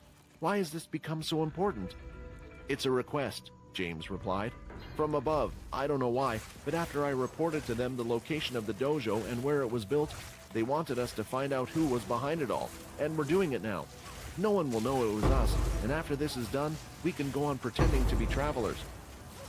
After saying that, James swiftly jumped and started to scale up the wall. He was done explaining, and she had no choice but to follow. After scaling the wall, it seemed like James had already known the young man's daily routine and the most likely places he would be. At this time, he would be cleaning the main dojo hall. From the top of the wall, they could see the place was quite large. There was the wall I they can't were do on, that which yet. was square. It had a path that allowed one to walk all the way around, and then there was the center dojo, as well as other buildings behind it off to the side. The flooring was white, as if made of some type of pebbles. It was a strange thing to have such flooring, since it indeed would have made too much noise. While looking at it, Aaron started to think, "Wait, didn't Leo come from this direction? Don't tell me this place belongs to Leo." After asking for his help and what the two of them were planning to do, she didn't know whether Leo would help her after this. James leaped from the building wall, nearly covered the whole distance, and made it to the center. As he landed, he signaled Aaron to follow after. "Huh? Did I hear something from outside?" Taz thought as he got his towel off the floor. It was cleaning duty for him today, and he wanted to make the place spotless for Leo when he came back.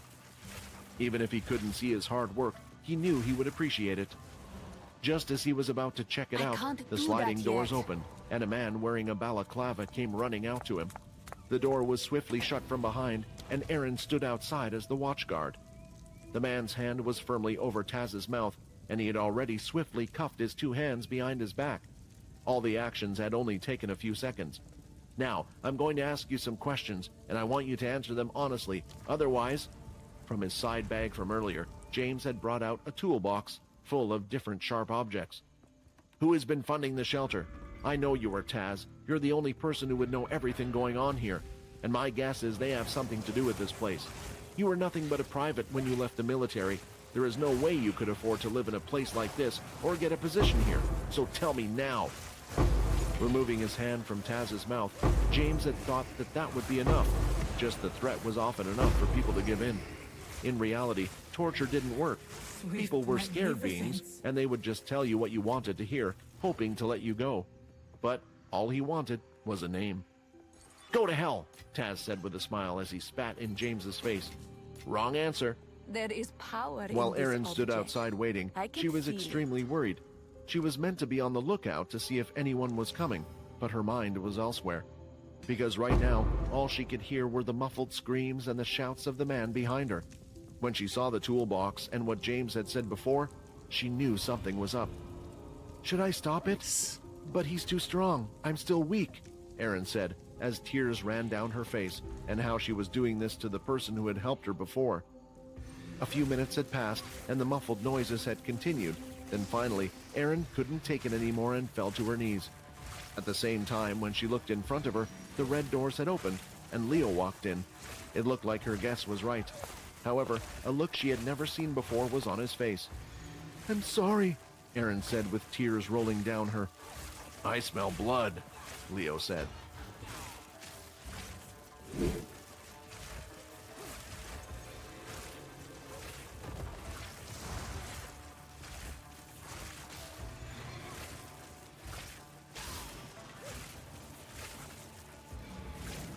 Stand tall.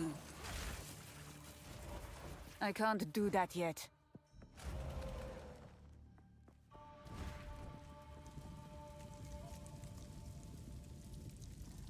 Episode 365, Blood Sword. After Leo had gone past Aaron and the mystery man, he wanted to give enough time for them to do what they wanted to do. He had no business with Pure, or at least he thought he had no business with Pure.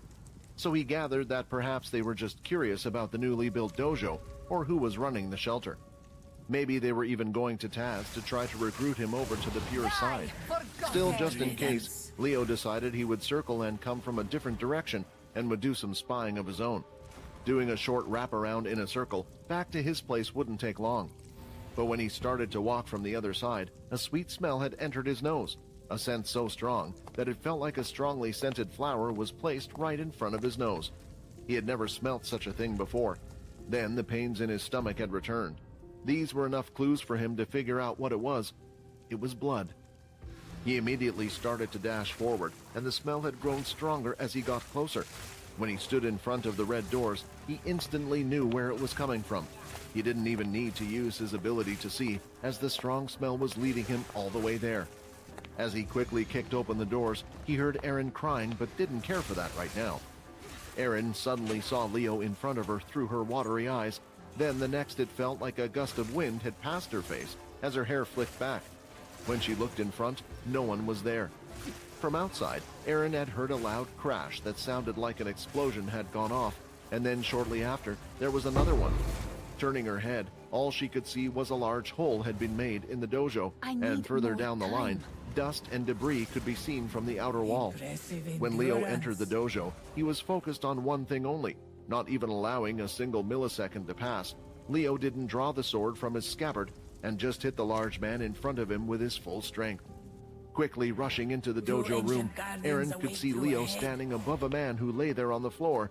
His teeth were missing, his fingernails were bloody, and one of his ears had been cut off. The man slowly opened his swollen eyes to see Leo standing above him. "Sir," Be light on your feet. Taz said in a shaky voice. His mouth and lips were busted and swollen, making it hard for him to speak. He went to try to grab onto Leo to pull himself up, but then realizing his hands were covered in blood, he refused to ruin Leo's clothes. He quickly pulled his hand away and tried to push himself off the floor, but it was useless. "I promise," Taz stuttered. "I did not tell them anything." With that, Taz had finally collapsed onto the floor. "Erin," Leo shouted, "take this man to the medical center, quickly." Leo then drew his blade from his sheath. The wave-like pattern shined in the sunlight. "You wanted me to help you, correct? Then I will get rid of the problem." Erin was frozen for a second. She didn't know what to do and never thought things would escalate so quickly. "If it's a choice to either believe Leo or Pure," she thought as she clenched her fist, "then I believe in you, Leo," she shouted as she quickly picked up Taz from the ground with all her strength and ran out of the place. "Now the distraction is out of the way, I can deal with you," Leo said. There were two reasons Leo had asked for Erin to leave with Taz. The first was even though Taz looked severely injured and was passed out, he still wasn't dead, as a heartbeat could still be heard. The second reason was that it took a lot of energy to fight the urge he had inside him. Something was pulling him towards Taz's body, and it wasn't his usual self. Leo hated not being in control and would have to consider this in the future if he would go for a prolonged amount of time without blood. James started to lift himself from the debris. Part of the dojo wall and the outer wall had fallen on him. It was a strong blow, and it felt like a cannonball had come out and hit him from his side, but his strong King-tier leveled armor had protected him well, as there wasn't a mark on him. "Who the hell are you?" James said as he started to lift the sword from his back, but he could see a broad line of blue aura coming out towards him. Quickly, using all of his strength, he channeled it, lifting out his sword and managing to knock the strike away. Soon after, more started to come his way, and James needed to concentrate, using every bit of his power in knocking them away. "Isn't this... But how does he know?" James thought. He knew blocking them wasn't going to be enough, and he would have to strike back. Stepping to the side and running along the edge, he decided to block some and allow his opponent to hit him. He had strong armor so he could rely on it, and go on like this for some time. But then, one of the strikes had hit him in the chest. Once again, the force from the blow had sent him back, crashing into a wall. Looking down at his chest, a large dent could be seen. Something that had never happened before. His King-tier armor had been damaged. "Who is this guy? He is almost using that..." James had made a miscalculation. He was unaware that Leo had attacked him with the first attack while the blade was still in its scabbard. Now that it was out, it was a lot sharper than before. "If I were to meet his sword head-on, I would be dead right now." With nothing else to lose, he had no choice. The airblade strikes continued to come forward. Instead of blocking them, he started to charge up the energy inside him. Of course, through Leo's ability, he could see everything that was happening inside James's body. The energy was rising from his belly and was being transferred from the sword to the sword.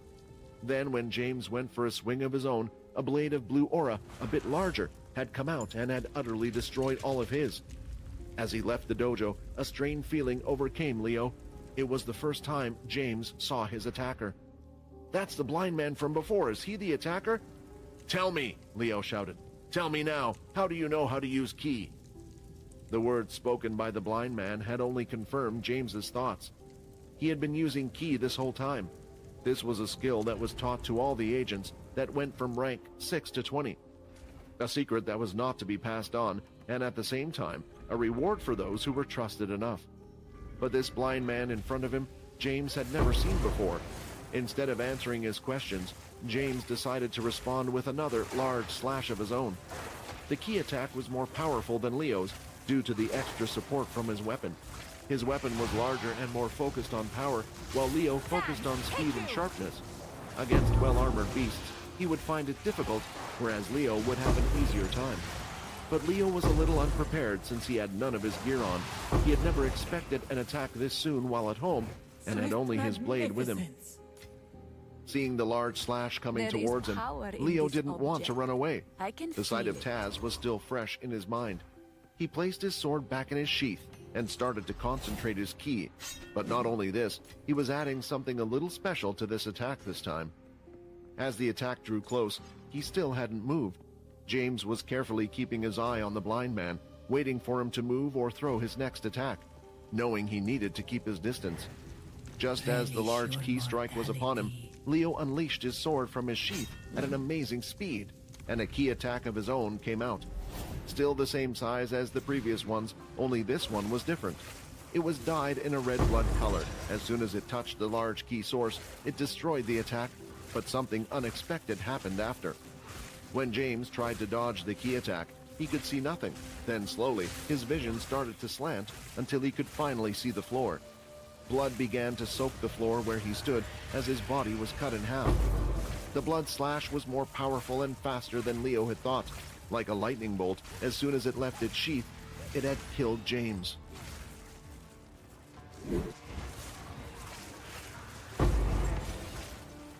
A great challenge overcome. Pretty awesome. Episode 366, Master's Revenge.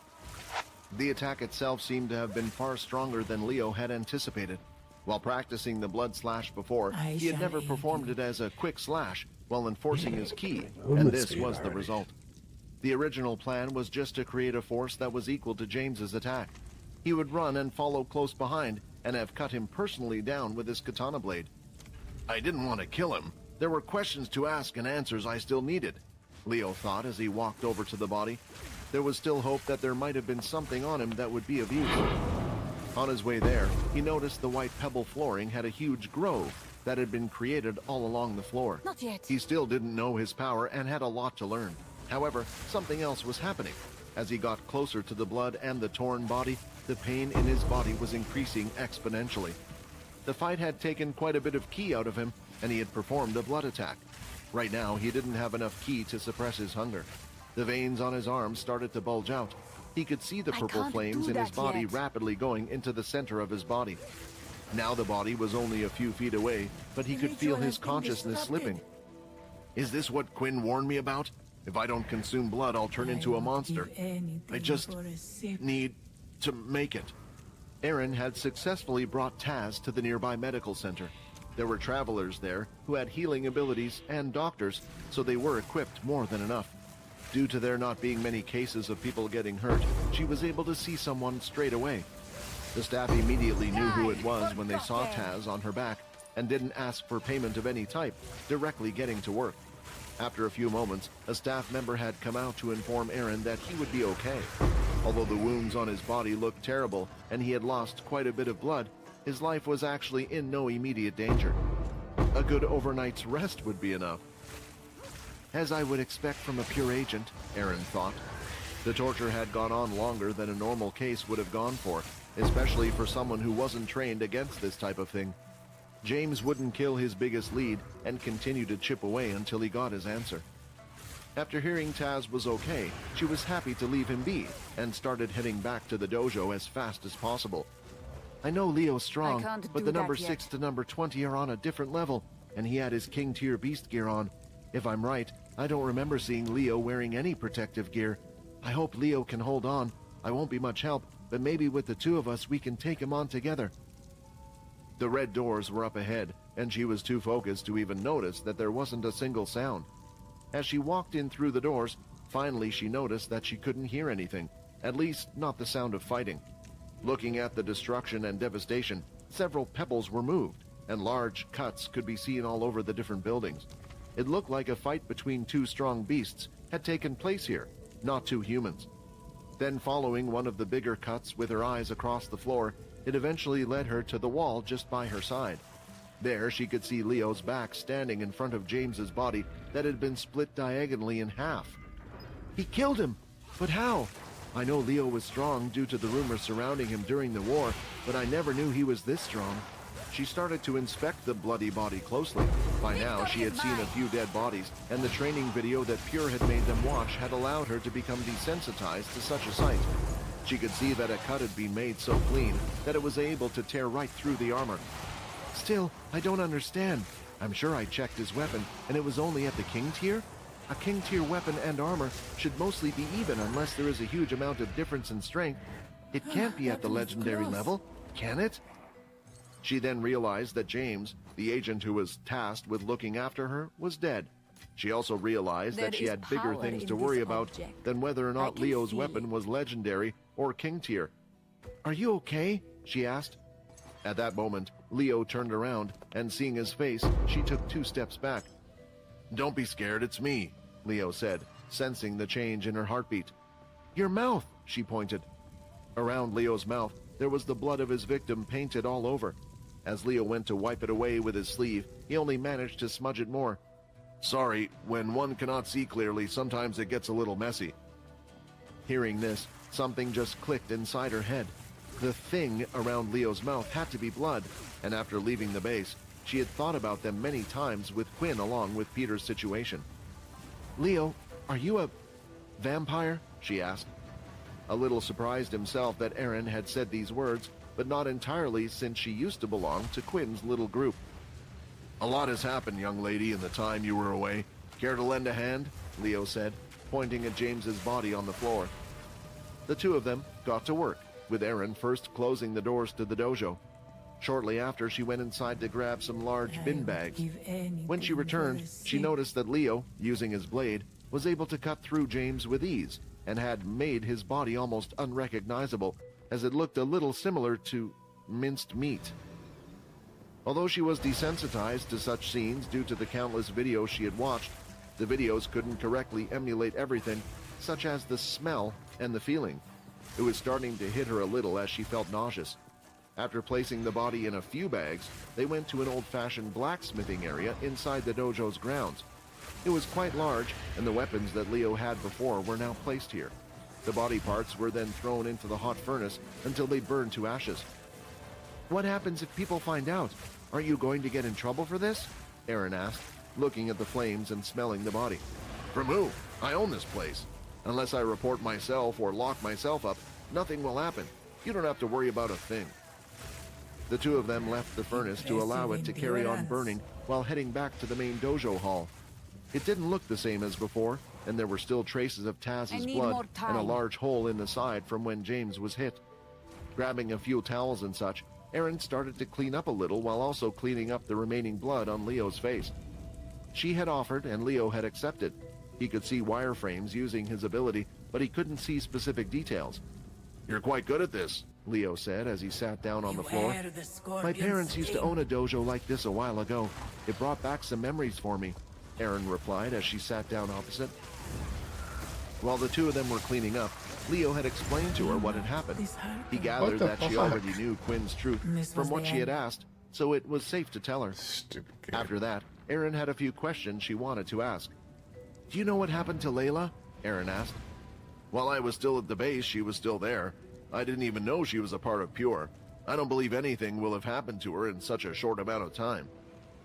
It was a relief for Aaron to hear that, but still, she couldn't be completely satisfied with that answer. "Thank you for looking after Taz, but I'm afraid I went a little too far in my scuffle and killed your friend." Speak. "He's not my friend," Hello. Aaron replied instantly.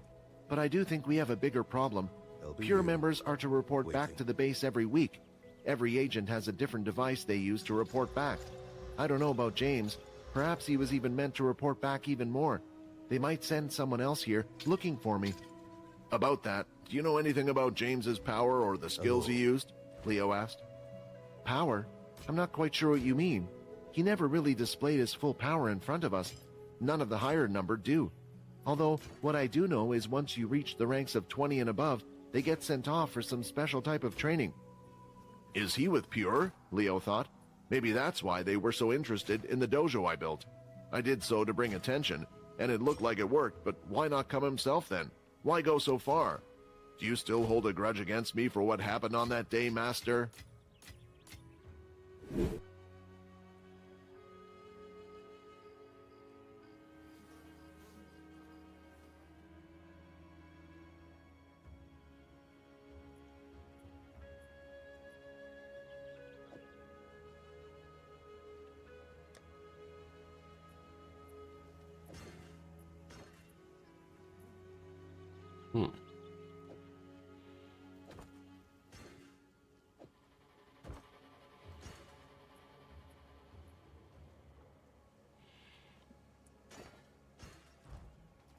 What can I do for you? I'll be here, waiting.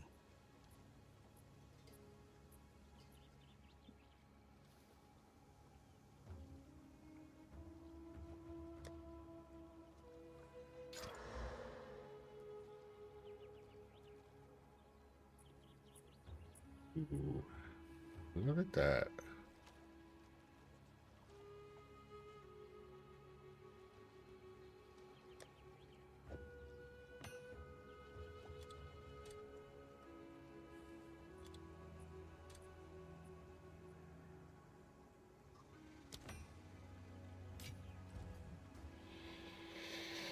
All right. Well, I gotta go do stuff. I'll probably be back tonight.